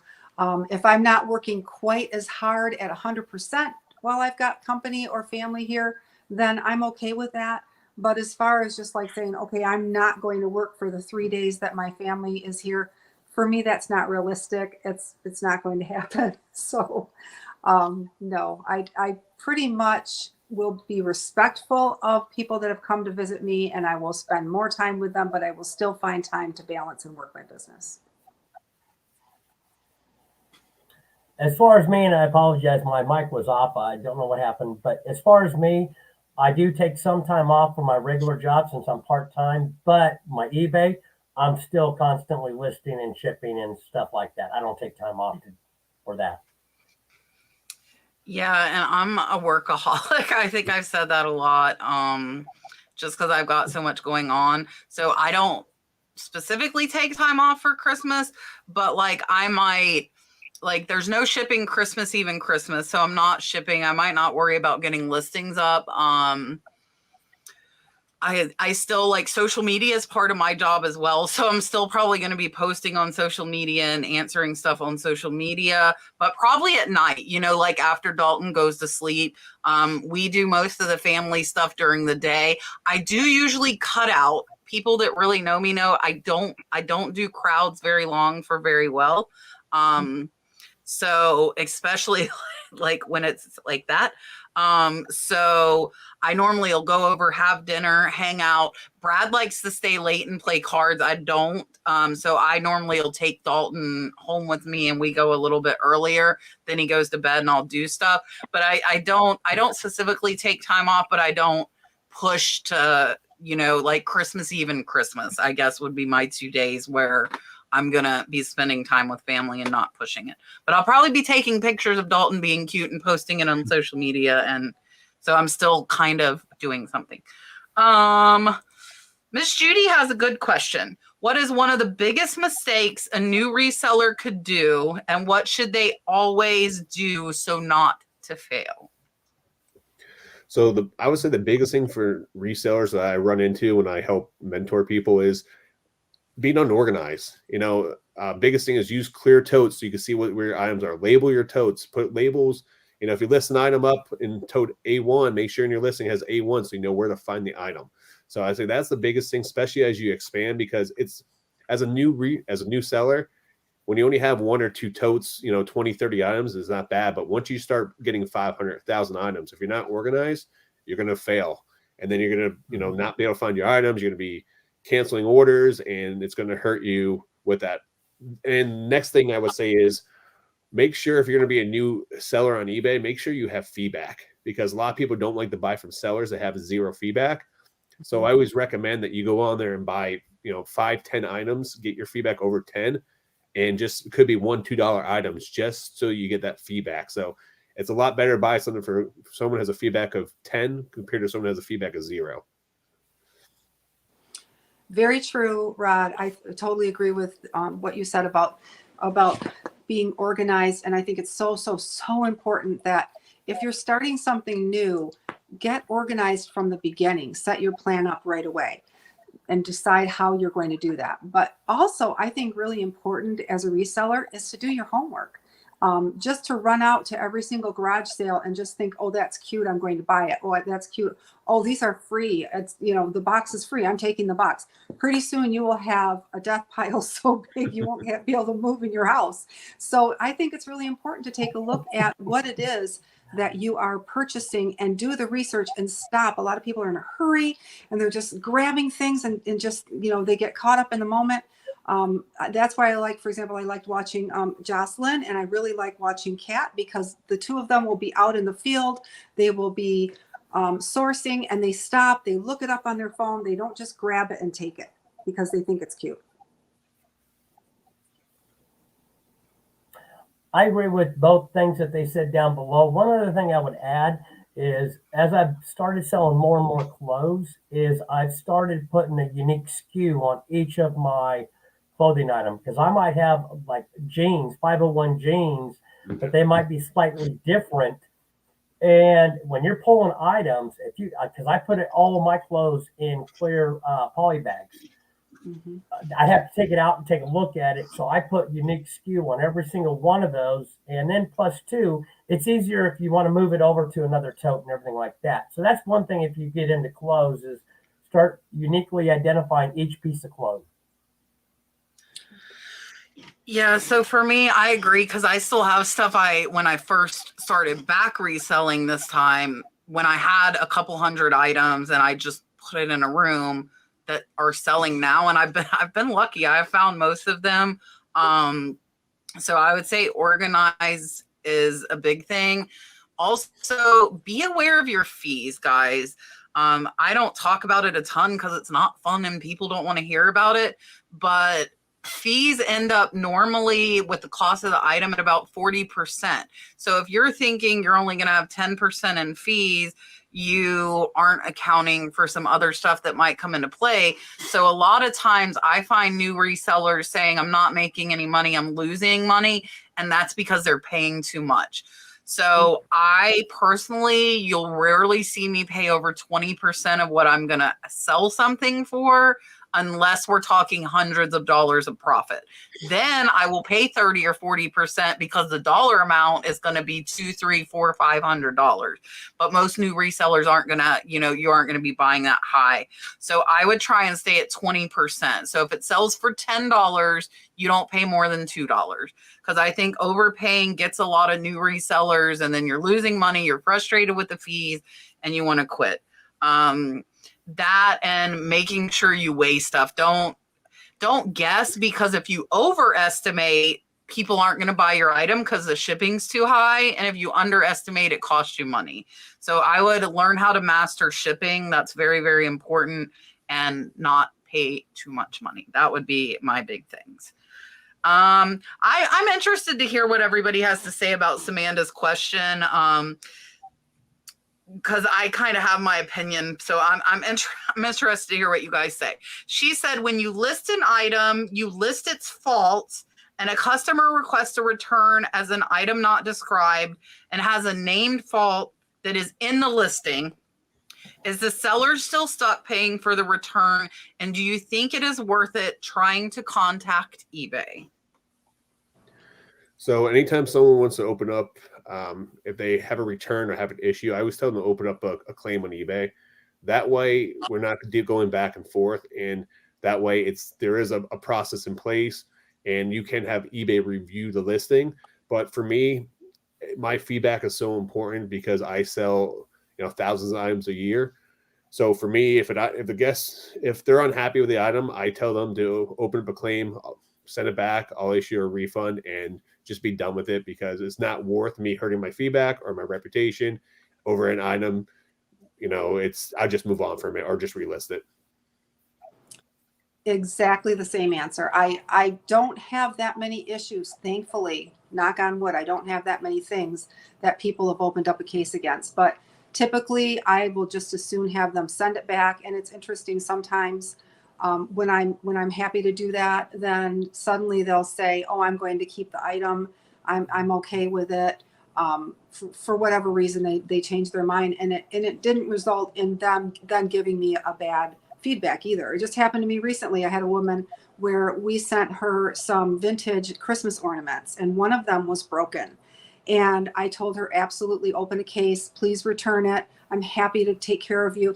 Well, then she said she wanted to keep it. And I said, well, you know what? I'm going to send you another ornament in the mail, just, with my own money, and shipped her I actually shipped her 2 more ornaments, and got the most lovely note from her. She was so tickled, and she was the sweetest thing ever. And so that's how I try to resolve things. I just want people to be happy. As far as me, I think earlier on I was accepting a lot of those back because I was making, as a new reseller, a lot of mistakes in the listings, not disclosing things I should have done. I'm a lot better at that now. I don't get a lot of returns, but if I do, and then they want to return it because item not as described, I will tell them they can go ahead and return it. But if I get it back and the reason they say it was returned because item was not as described, I will fight it. Yeah, so I'm kind of in a little pissy mood about a return I just got less than an hour ago, and I kind of knew it, and I should have went with my gut. So where was I? I think it was my members live. I was talking about it. My mom, I asked her to take a package to the post office because Brad forgot one in here the day before we went on vacation. And my mom didn't do it. The bottom line is my mom didn't do it. So I come home from vacation 6 days later, the box is sitting in my laundry room, which I wasn't too happy about. But it was one that I had rushed to pack, so it actually didn't have to be shipped until I got back. And lo and behold, and of course, that buyer was a not so nice person and was being very rude to me. And I should have just canceled it. I should have held the box, canceled it. They were being really, really nasty to me. And I told them, hey, the expected delivery date is December 6th, which is today, which is when they got it because I just got the return. So they got it by the expected date. They said it was dirty. It is not. It's a new Longaberger basket. And they opened item not as described. And I'm like, and they said, and it arrived later than expected. No, it was expected by today and it arrived today. So this buyer is just an a-hole. They've been blocked, by the way. They were blocked before they opened the return. I knew they were not somebody I wanted to do business with again. I'm not saying anything to them. I'm accepting the return. I blocked them. They'll never buy from me again. So my answer to that is I would not bother contacting eBay. Like, I know, like, this lady got a new Longaberger basket. It arrived on the day it was supposed to. Am I going to waste my time on that? Because I do free 30-day returns anyways. It would be more of a principle of them saying item not as described. I'm not gonna waste the time to do it. I want to, but I'm not. I don't know if anybody on the panel or in the chat can help Miss Siggy. Does anybody have an iPhone 13? Because Miss Siggy needs to know what settings to use to get a brighter picture. She said her eBay settings look all muddy. So if anybody in the chat has an iPhone 13 and you can help Miss Siggy, please post in the chat for Miss Siggy. Does anybody on the panel know? Yeah, so I have an iPhone, and so I don't have an iPhone 13. I have an iPhone 12, but I said that over the years I would use my iPhone to take photos. But once you take the photo, you can actually edit the photo. So the photos usually come in a little dark. And every time I take a photo, I click on edit and I increase the brightness and increase the resolution on it. So you can actually do that to actually make a lot better, brighter photo. And I would highly recommend doing that because it's worth the extra 2 seconds to do that. And Rod, Perfect. also, I don't know if Rod knows this about your phone, but also with the iPhone, which I do have, you can actually, as you're taking the picture, just before you take it, you can touch the screen and then you can move. There's this little bar that comes up that has like a sun, and you can. Android does that too. Yeah. Okay, so you can do that before, but the thing you have to worry about, which is what happened with me and Kat, because she told me all my pictures were too light when she critiqued my closet, and she was right. Okay, but I was brightening mine. Don't go happy with the sun. Don't go all the way over. Okay, don't go all the way over. Okay, John is sharing this with the whole chat. Okay, John says, check your local Lowe's for Portfolio 4-watt halogen path lights. They're on clearance. He got 20 for $4 a piece, and he sold them all in a week for $290 in profit. So there you go. If you have a Lowe's, check for those Portfolio path lights on clearance. Go pick them up. Very nice. All right. LK Vintage of PA. What do you use to put your inventory in? I've been buying plastic bins and it's getting expensive. I think some people use banker's boxes. So what are your recommendations? So for me personally, I put all my stuff in clear bins. I know before they were actually a lot cheaper, but the past year or two, they have actually gone through the roof, but it's worth the investment. So I would say even if you have to get a couple each month and spread it out over time, because first you can see through them so you know when to add inventory to that bin or where you're going to store it at. Also, too, it's a quick reference to look at. I also put all my inventory in plastic bags too, anything to keep it from getting dirty. And the presentation when you do send it out to them, to your customer, looks 10 times better too as well. So it keeps it from getting dirty in the bin, especially if it's like a plush or clothing or something that has white or something to it. Well, I have a little hack, and I like to go to estate sales a lot. And so what I have found is that most estate sales I go to have plastic bins, and most of them have clear plastic bins, which are my favorite. And so generally what I will do is, if I'm going to the estate sale, if I find things I like, I'll throw them in one of the plastic bins and take them up to the cash register, and they never charge me for the bin. I just get the bin and the stuff. So I'm loaded with bins. I'm the same as Rod. Basically, when I first started, I actually started putting everything in clear totes. And as I've grown a lot larger, it makes it a lot easier, so I can actually go through, and I'll take a little Post-it, and about once every week, I'll go through and just put a tag on it, knowing exactly which bins I have room to put in. So when I start doing listings, I'll go in there and then I'll just start pulling that one, put as much as I can, put it back on there, go grab the next one. So yeah, clear totes help quite a bit. They do. Okay, so my inventory is in whatever the heck I have. It looks like a hot mess, but again, I can find everything. So I do a lot of plastic bins in my listed inventory. So in this shed, I have over 90 bankers boxes. I will tell you, I bought cute bankers boxes, so they were actually more expensive than the totes. But I got them because I had a big death pile. It has shrunk significantly. And with clear totes, I would grab what I wanted to list, which left the same stuff unlisted and untouched over and over and over. So I put my death pile into bankers boxes and said, I'm grabbing a box. I cannot see what's in this box, and I am listing or donating whatever's in this box. So that has helped me move through things where I was just ignoring certain totes. Yeah. Like I have shelves. I take totes, like Cici said, a lot of auctions too. When you buy auction lots, the stuff comes in totes. So that's a way to get them cheaper. And when I'm sourcing for people, we see stacks of totes from these estate sales all the time.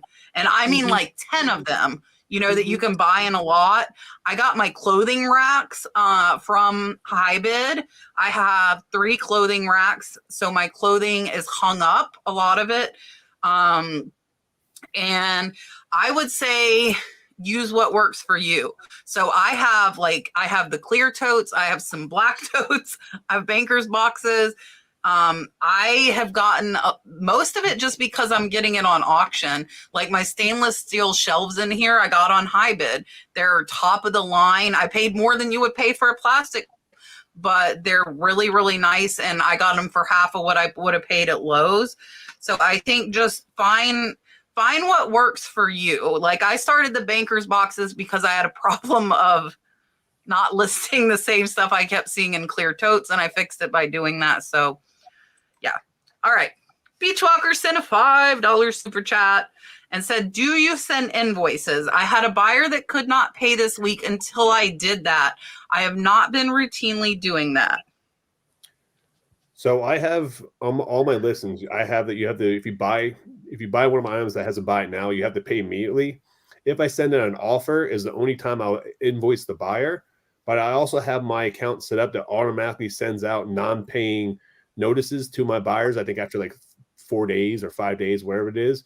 So that way, if I do have a buyer that does accept an offer and they don't pay, they're going to hit with the invoice from me, and then they're going to hit with a non-paying reminder from eBay as well. Exact same answer. I can't add anything to that. That's exactly what I do. I do the same thing. Mm-hmm. Yeah, and I have had a couple that have had that issue as well. So I don't normally send them, but I have had, I think 2 that had that same issue. And one of them, I accepted an offer from him and eBay was showing him the full price. So until I invoiced him, it didn't show the offer price. It was some really weird glitch. But once I sent him the invoice, it corrected it and he paid right away. So I don't think you need to routinely do it. I think they'll ask if you need to, or if you notice they haven't paid, then I would send it, but I wouldn't routinely. I don't think you routinely need to do it. And here is your dolphin.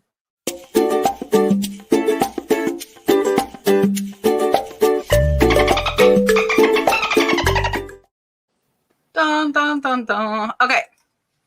Teresa Brewer, if you had a piece of jewelry that you didn't test, but another listing with the same item said it was tested, would you trust the other listing?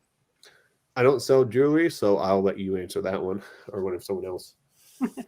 I actually, my gut is usually right, I'm going to say. So I will look at another listing. I will look at how it's constructed, how it's worded.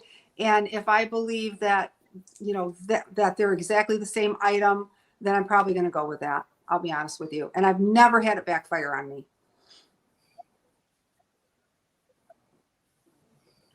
I don't sell jewelry, so I'll go ahead and pass.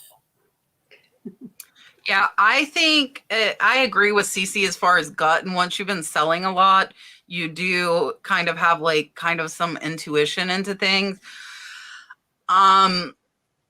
As far as trusting the other listing, I wouldn't go and say you tested it. Don't put tested when you didn't test it. Don't lie about it. No. That would be a big thing.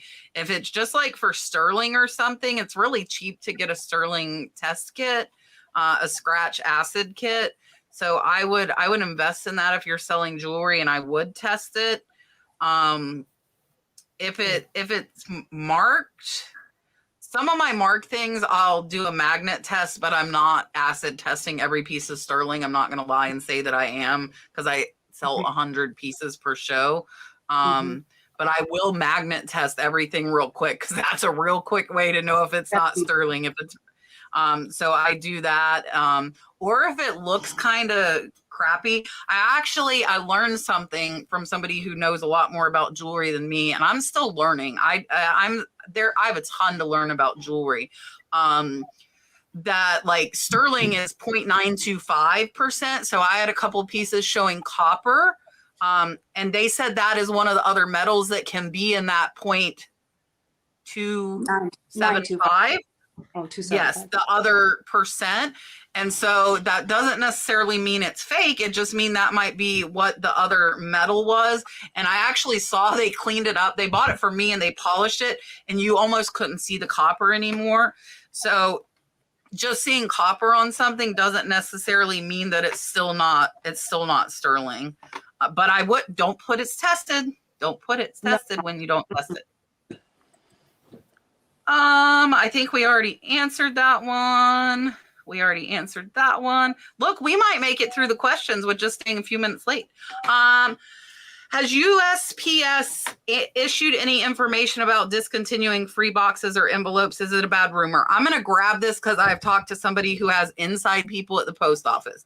The regional boxes will be discontinued, I believe, at the beginning of the year. And the next to be discontinued that is not confirmed is the padded flat rate envelope, which is what I think most of us use a lot. And you can thank all of those people buying up boxes of it and stuffing their boxes with it instead of buying bubble wrap. And I have adamantly opposed that. And when people say it's okay, I stand up to it because I don't think it's right. And now we are I don't know why we're losing regional, but I have a feeling that's why we're losing padded flat rates. So regional definitely are being discontinued. That is one of my viewers. I don't think she's in here tonight. Her husband has people like up in the top executive office of USPS. That is confirmed. But the padded is from what I heard is like this close to being confirmed that it will be discontinued. That was the same. Hey, I'm moving through because it was the same question 3 times. Cheryl, how do you find a seller on eBay if you want to find a certain seller? So on eBay, you have to go to advanced search. I don't think you can do it on your phone. You have to be on a computer and you click advanced search, and then down like halfway down the page, it says search by seller, and you can type their name. Also, just But there's no way on a phone, I don't think, is there? I do a Google search and just type in the seller's name through Google and eBay store, and you'll pop right up. Oh yeah, that's true. That's the best way to do it, because I find the eBay website sometimes be clunky, and it's the best way to get your questions answered for eBay and other things. Just Google it, and then it'll take you a direct link to eBay for it. Yeah, Good old point. Google. Yeah. I love Google. Local treasures. With only a starter store, can a buyer leave negative feedback on a return they claim they just didn't like? Unfortunately, a buyer can leave negative feedback for anything they want. If it's something that they don't like, you can always try to fight it through eBay. But I mean, if you work with your buyer and talk to them, most people are pretty cool about things. Also, too, if anyone does leave you negative feedback, you can always appeal it or ask them to remove it. So anytime I've gotten negative feedback, is usually the buyer just overreacted because they were unhappy with the situation. I reached out to the buyer. Once we had a conversation, they were cool, and 9 out of 10 times they removed the feedback for me.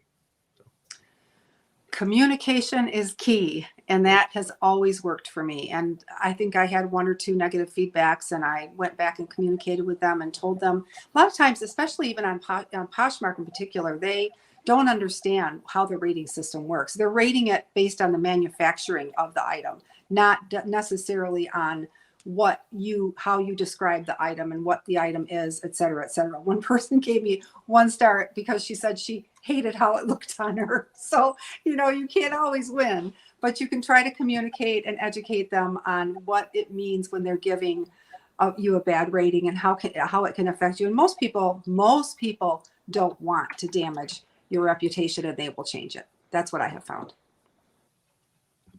Yeah, I'd say if you get a negative feedback, try to reach out to the buyer first. I've had some negative feedback because the buyer just wasn't happy, and it was unjust. So I've actually reached out to eBay, and eBay looked at it and they removed it right away. So if it's unjust, eBay will remove it. If it's something you made a mistake in, and you just have to eat it and make the best you can with the buyer. Yeah, so the starter store doesn't have anything to do with it. Like I am a top rated power seller with the premium store or premier. They can leave negative feedback on me. If they just didn't like it and it is their opinion, they can put it. Now, if they say something that is rude or derogatory or contradicts what's in your listing, eBay will remove it. So like I had some Dimitas coffee cups that said Dimitas in the title, which means they're tiny. They didn't bother to read. And I had a picture with the tape measure. Okay. I had a picture with the tape measure and the size in the title. eBay, they said, this is ridiculous. These coffee cups are tiny. eBay removed it. I said, hey, it says Dimitas in the title and there's a picture with a tape measure showing it's 2 inches tall. eBay took it down. Now, if they're like, it depends on what they say, but sometimes it's worth it. I've gotten my last 2 negative feedbacks removed. So can I add something to that too? One of the biggest things is if a buyer ever contacts you and says, hey, if you work with me, I won't leave you negative feedback or anything like that. eBay has an eBay feedback extortion policy. So anytime they threaten or say they won't leave you negative feedback, you automatically will have that negative feedback removed if they send you a message or say that if you don't work with them or anything along those. So you're always protected by that. And you can always, when you contact customer service, let them know they're violating the extortion policy on eBay for feedback. So Local Treasure is saying they falsely claimed in the comments it was a knockoff. Unfortunately, that's their opinion of it. And unless you have like an authentication paper or have had it authenticated, you have no argument. Just to be blunt. Camille Creative Flip. Listen, it's so funny because some of the shows the last month have been like all whatnot questions. And then tonight, this is the first whatnot question, really. Camille Creative Thrift Flip said, so whatnot sales were amazing for the first 5 months. And then I've seen my sales start to tank. Many of my seller friends don't have future shows planned due to this. She's asking me, but I want to let everybody answer. She says, Kat, do you think this is a phase? So let's all answer what we think about this. So I'm going to pass on. I actually just got approved through Whatnot and went through the course, so I haven't had my first show yet. So I will pass. And I've had 3 shows, and I don't feel like I'm there yet in terms of being able to really talk specifically about that. So I don't have enough history. I've been pretty pleased with the first show was a little bit off, but the second and third were good. So I just don't think that I could probably answer that. But Kat can, I know that. I don't sell on Whatnot, but it was funny because Kat and I were talking about this the other day, and I actually think it is a phase. She doesn't, but yeah, that's just my opinion. So Yeah, so my thought on it is, and I haven't been doing it that long either. It might seem like it, but I've only been selling on Whatnot for 2 months now. So it is relatively new to me. And so I don't know like how long you're saying you saw a dip, but my last 2 weeks were really, really slow comparatively. And I talked to some other sellers and theirs were as well. And then it bumped back up. Tonight was a little bit lower for me, but I kind of expected that. And so I'm lucky enough, I have a contact with Whatnot. They're actually sending me my numbers so I can trend them and see what is going on. And for me, and I think you need to take a long, hard look at yourself. And maybe don't, this is me. I'm kind of talking to myself here. I had to take a look at myself and say, Kat, are you bringing less quality, less valuable stuff? Is that why your sales are down, or your sales down because your sales are down? For me, I think a lot of it was and it wasn't bad quality stuff. It just wasn't as high dollar. I got really lucky my first month on Whatnot and found incredible designer brand jewelry that sold for $150 a piece. So I got spoiled by my first few Whatnot shows, and I expected that. And I was wrong to expect that because I can't find those high dollar designer pieces all the time. Can I be pickier and find better stuff? Like tomorrow I'm doing all sterling. Yes, I can. But like tonight, I only had 50 people in my show, and normally I have 100. So it was a little bit slower. I want to put this up here because Lily Works is saying, as a small YouTuber, Whatnot sales are very slow. I can imagine it would be super slow for people without any kind of following. So I use her as an example all the time. I've probably gotten her a lot of followers. Dawn over at Sanford & Son has no social media following and is kicking my butt in sales. None. She has no social media. So I know she has done it. I know it can be done. But I think you need to look at different aspects of why. Like make your show more fun. Like bring different stuff. I think, it's hard to tell. It's hard to tell, but Dawn is kicking my tail with no social media following.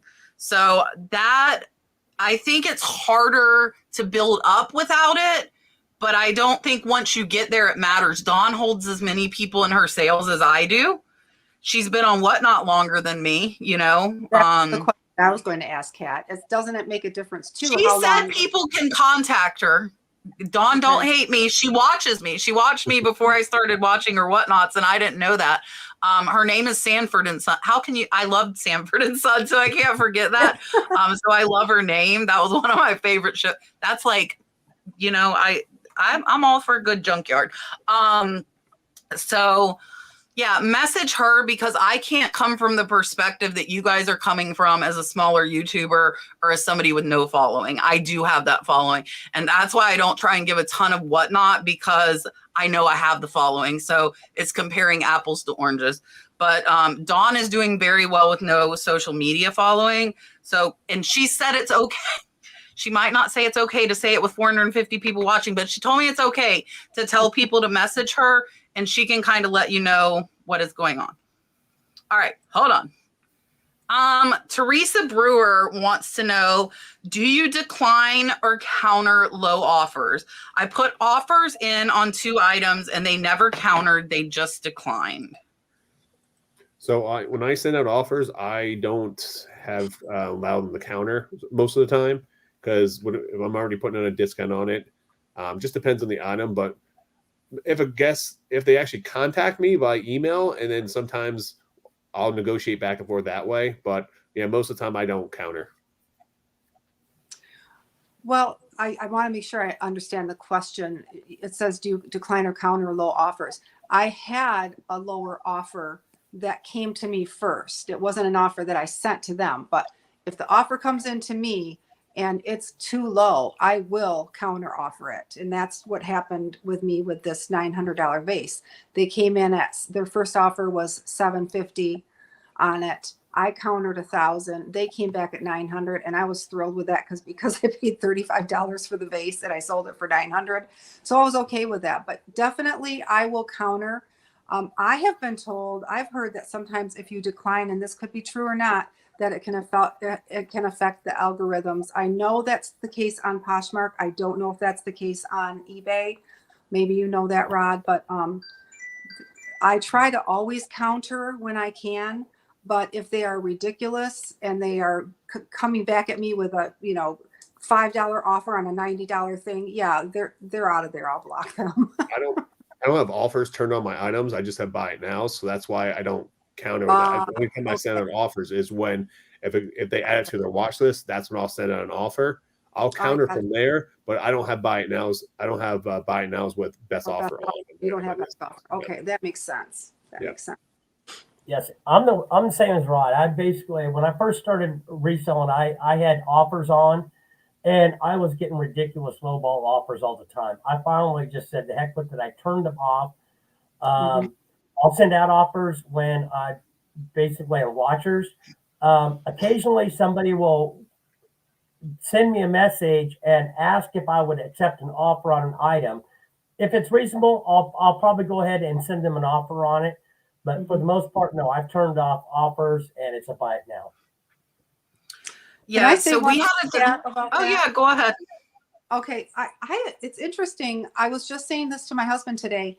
I have been amazed at how many people have not placed offers on my items these past few weeks. They've just bought straight out. I've gotten very few offers.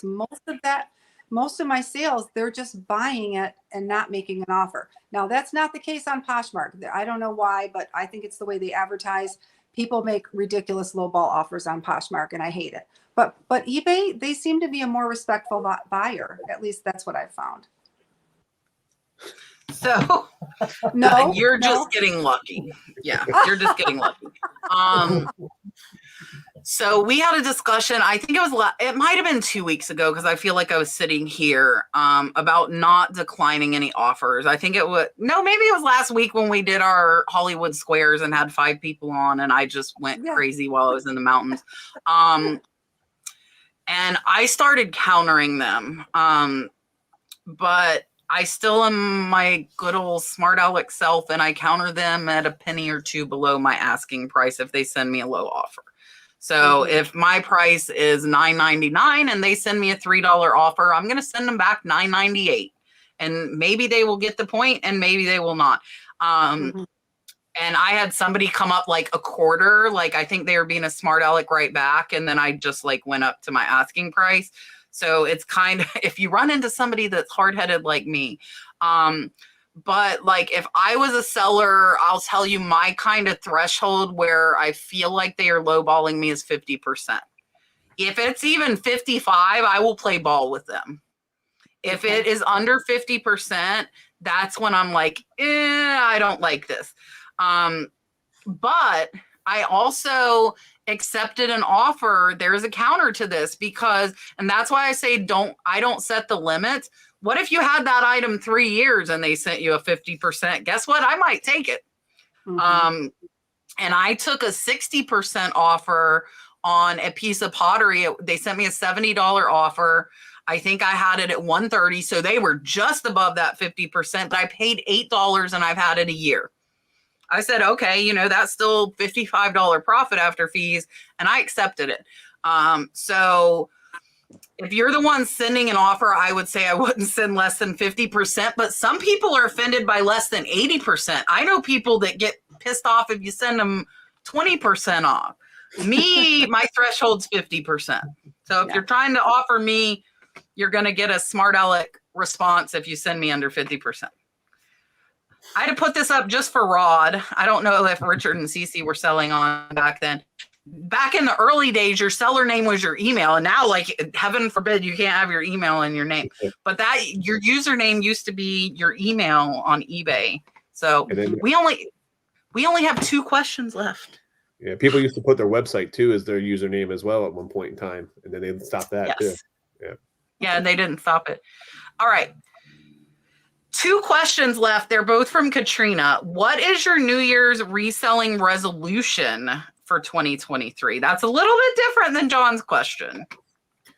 So my resolution for 2023 is to be more organized and expand my business. So I actually just went back full time this year with reselling, and we are growing tremendously, over 100% per month growth. So it's at the rate I'm going, I'm going to have to probably expand out, probably hire some people to start working and see, grow the business. So that's the goal. So Mine is that I have found that I'm working in a lot of different areas. I'm working in my YouTube. I'm working on my eBay. I'm working on, learning more about social media. And so my thing is to really hone in on those other things instead of just not doing something one week. I am going to be really more consistent about how I'm working my business. So I make sure that I cover all my bases every single day or every single week, because it's easy to let things fall through the crack, but then that becomes a habit, and that's not good. My biggest resolution for 2023 is to try to eliminate my death pile. It is not a pile, it's a room. I think mine, looking at it, and Charlene was watching us live a little bit ago and messaged me, my friend that listed for me, and asked how bad it is. I think if I have 2 people listing consistently for a month, mine will probably be gone. It is, and I haven't been adding to it because I've just been buying jewelry. So I'm getting my buying kick, buying jewelry that I'm selling really fast on Whatnot. So mine, I think it's the organization, but for me, it's more a schedule, and almost kind of to touch on what Cici said. Like, I have a newsletter that I didn't send. You don't have to worry about me spamming you, because I forget to send a newsletter at all. I didn't send one for like 2 months. So mine is kind of, I need to get like a set schedule of what needs to be done. I did hire somebody to help me with social media as well. So I'm really trying to get people to help with what I can. I want my main thing to be sourcing. That's what I'm good at, is finding high dollar stuff for cheap. And I want that to be my thing. So that is really my goal to work towards. Not saying I don't want to still do listings and research, but my goal would be to train somebody to do all of it, even researching and pricing by the end of next year, where I could leave for a week and they're still coming to work in my eBay runs like I was here.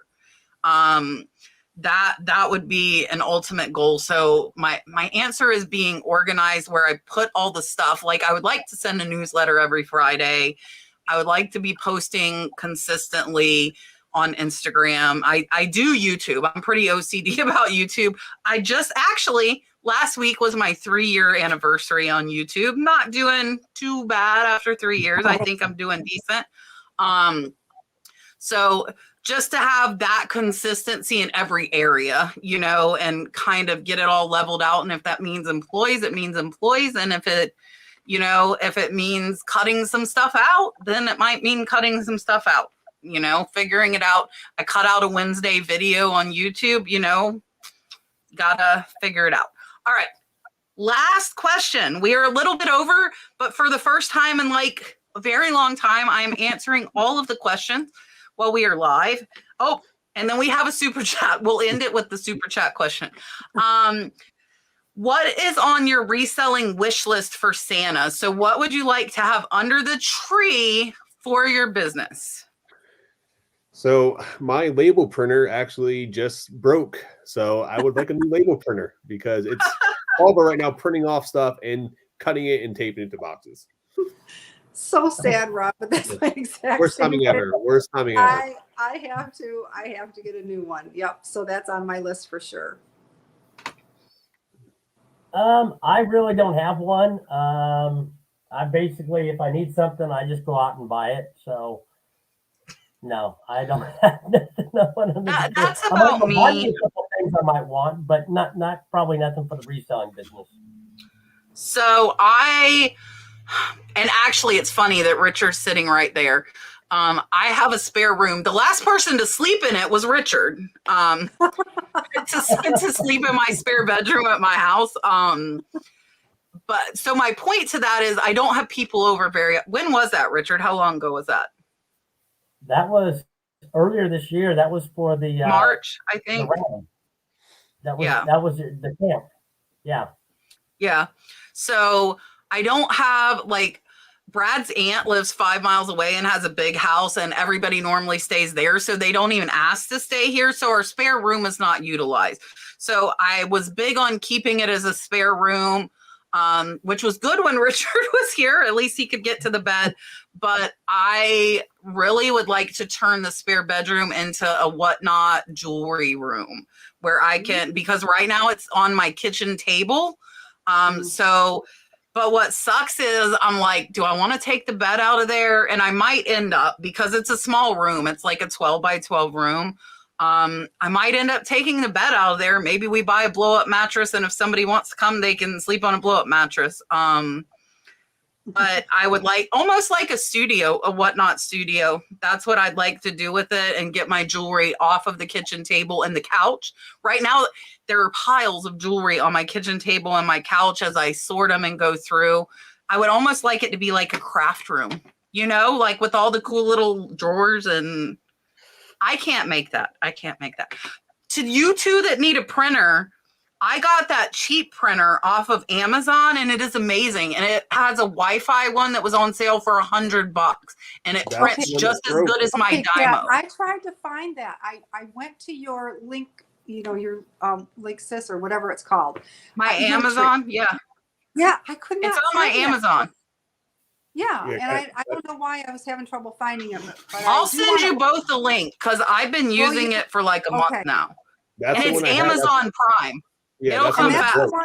That's the one that you use to do those little cute stickers too, right? Which one? You said that's the one that broke? Yep, that's the one that broke, and I had to contact. Which brand? It was whatever one is the one you're talking about. It's the one through Amazon. They have a pink one. They have like multiple colors of it too. No, I think that's Munbin. Munbin. Yeah, mine is another brand, but it's similar. Yeah, I think that's Munbin. Mine's another one. It's Off Nova. Off Nova, I think, is that. Yeah, so Beachwalker's using it too. I have it as a backup. That's a funny thing. I got it in case my Dymo breaks because my Dymo still works. So I have it as a backup. I can't even talk. All right. Last question, and then I will let these lovely people go and you people go. Thank you. We've had over 400 in the chat the whole time. I appreciate you all hanging out. Lynn and Sess Adventures says, when would you suggest to get a storage unit or shed? My space is all tied up. I just need to move my items. Would you finance a shed? So that's a great question. So I was in a similar position. So a couple of things. One is, as I wouldn't finance a shed right away, I would start with a storage unit because you can get a storage unit for under $100 a month. So you want to keep your expenses down as much as possible. I would say I got to the point where I was going to get divorced before I even got married because I'm a great sourcer, and I had so much merchandise that was starting to expand from our 2-car garage into my spare room to the house, and my fiance was not very happy with it. So that point in time, I was doing really well on eBay too. So we got a small storage unit, and as the business expanded, I expanded to 10 by 10, which was, I think I was paying like $125 a month.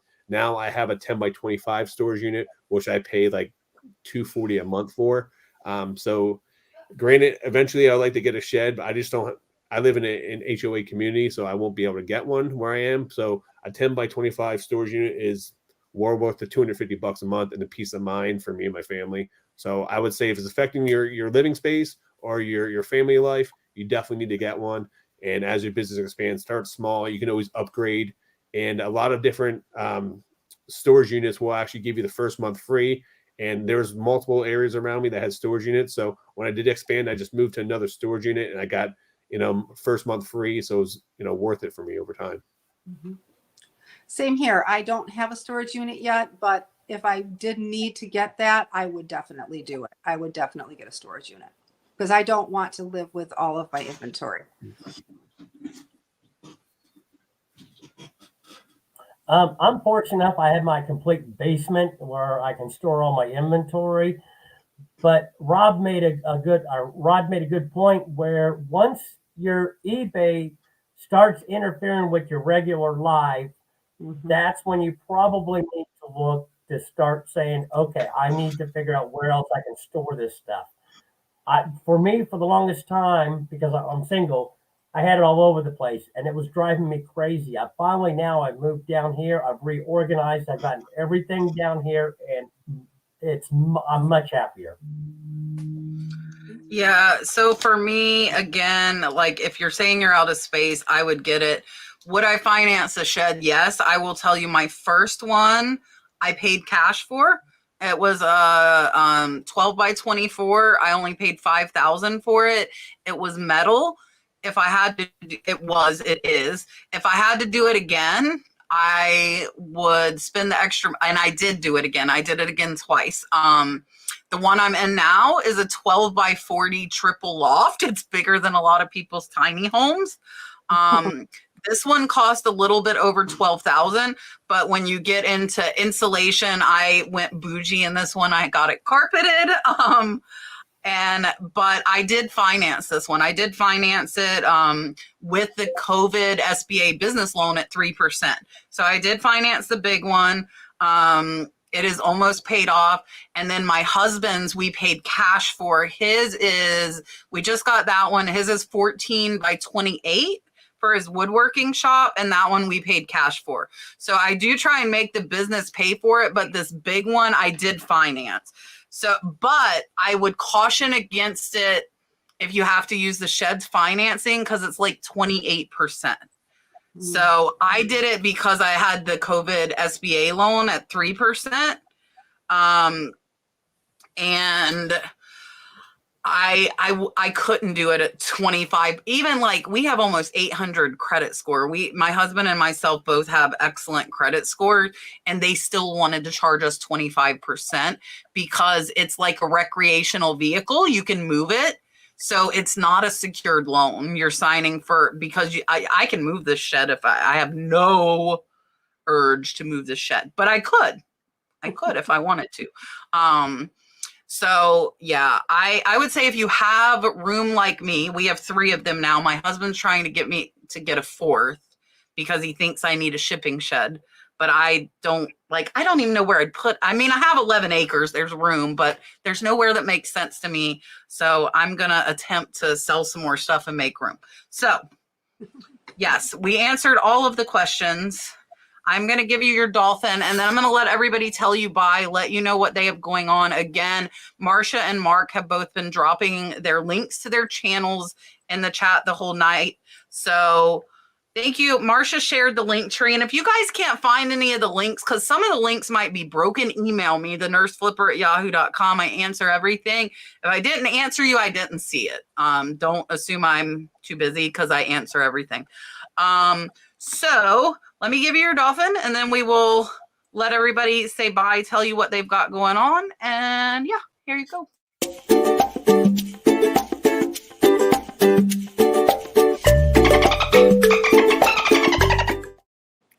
Dun, dun, dun, dun. All right, let me let Rod tell you bye. Thank you guys for staying late. I was excited about answering all the questions for the first time in forever. So here is Rod to tell you guys what he's got going on, a little bit about his channel, and Mark has got his link up in the chat now. Here's Rod. Oh, yeah, so I do have a YouTube channel called Picking and Punching, where I'm, mostly it's go to yard sales, flea markets, and thrift stores. I find items to, show you my journey finding items to resell online. I also do pull orders and show you what is selling on there. You can also find me on Instagram at Picking and Punching, and I also have a Facebook for Picking and Punching as well. So please make sure you guys like and subscribe. I actually just dropped a brand new video today when I did hit up a community yard sale. Perfect. Here's Cici. Excellent. Well, I learned a lot from Kat, and she helped me get started. So I'm a newbie on YouTube, excuse me, and I have a YouTube channel. It's called Fab Flip Lady, and one of the things I learned from her was to get your name straight across the board on everything. So my Instagram is Fab Flip Lady, my YouTube is Fab Flip Lady, and so those are the two. And then I also have a Poshmark at Fab Flip Lady as well. So those are the things that I'm working on. I'm most excited right now about building my YouTube channel. So that's what I'm having the most fun with. Perfect. Here is Richard. Okay, I just dropped the video today. It's a what sold. I usually do those once a week. I want to thank everybody for coming. I do have a couple more videos that I'll be putting out, a lot more shipping videos, things like that. Perfect. All right. I have my Whatnot sterling silver sale tomorrow at 8:30 p.m. Eastern Standard Time. I think I'm going to do one all sterling silver show a week, and then the other ones will be randomness. And then Thursday will be the Southwestern jewelry. So if you like that, watch. I haven't scheduled that one yet. Next week, Julian will be back, I hope. I've not heard it otherwise. Julian will be back, and we will be joined by Misty, Thrifter Junker, Vintage Hunter, and Michael, the Cult of Vintage. So that will be a fun show. I appreciate you all watching. We will see you every Tuesday, 8 p.m. Bye for now.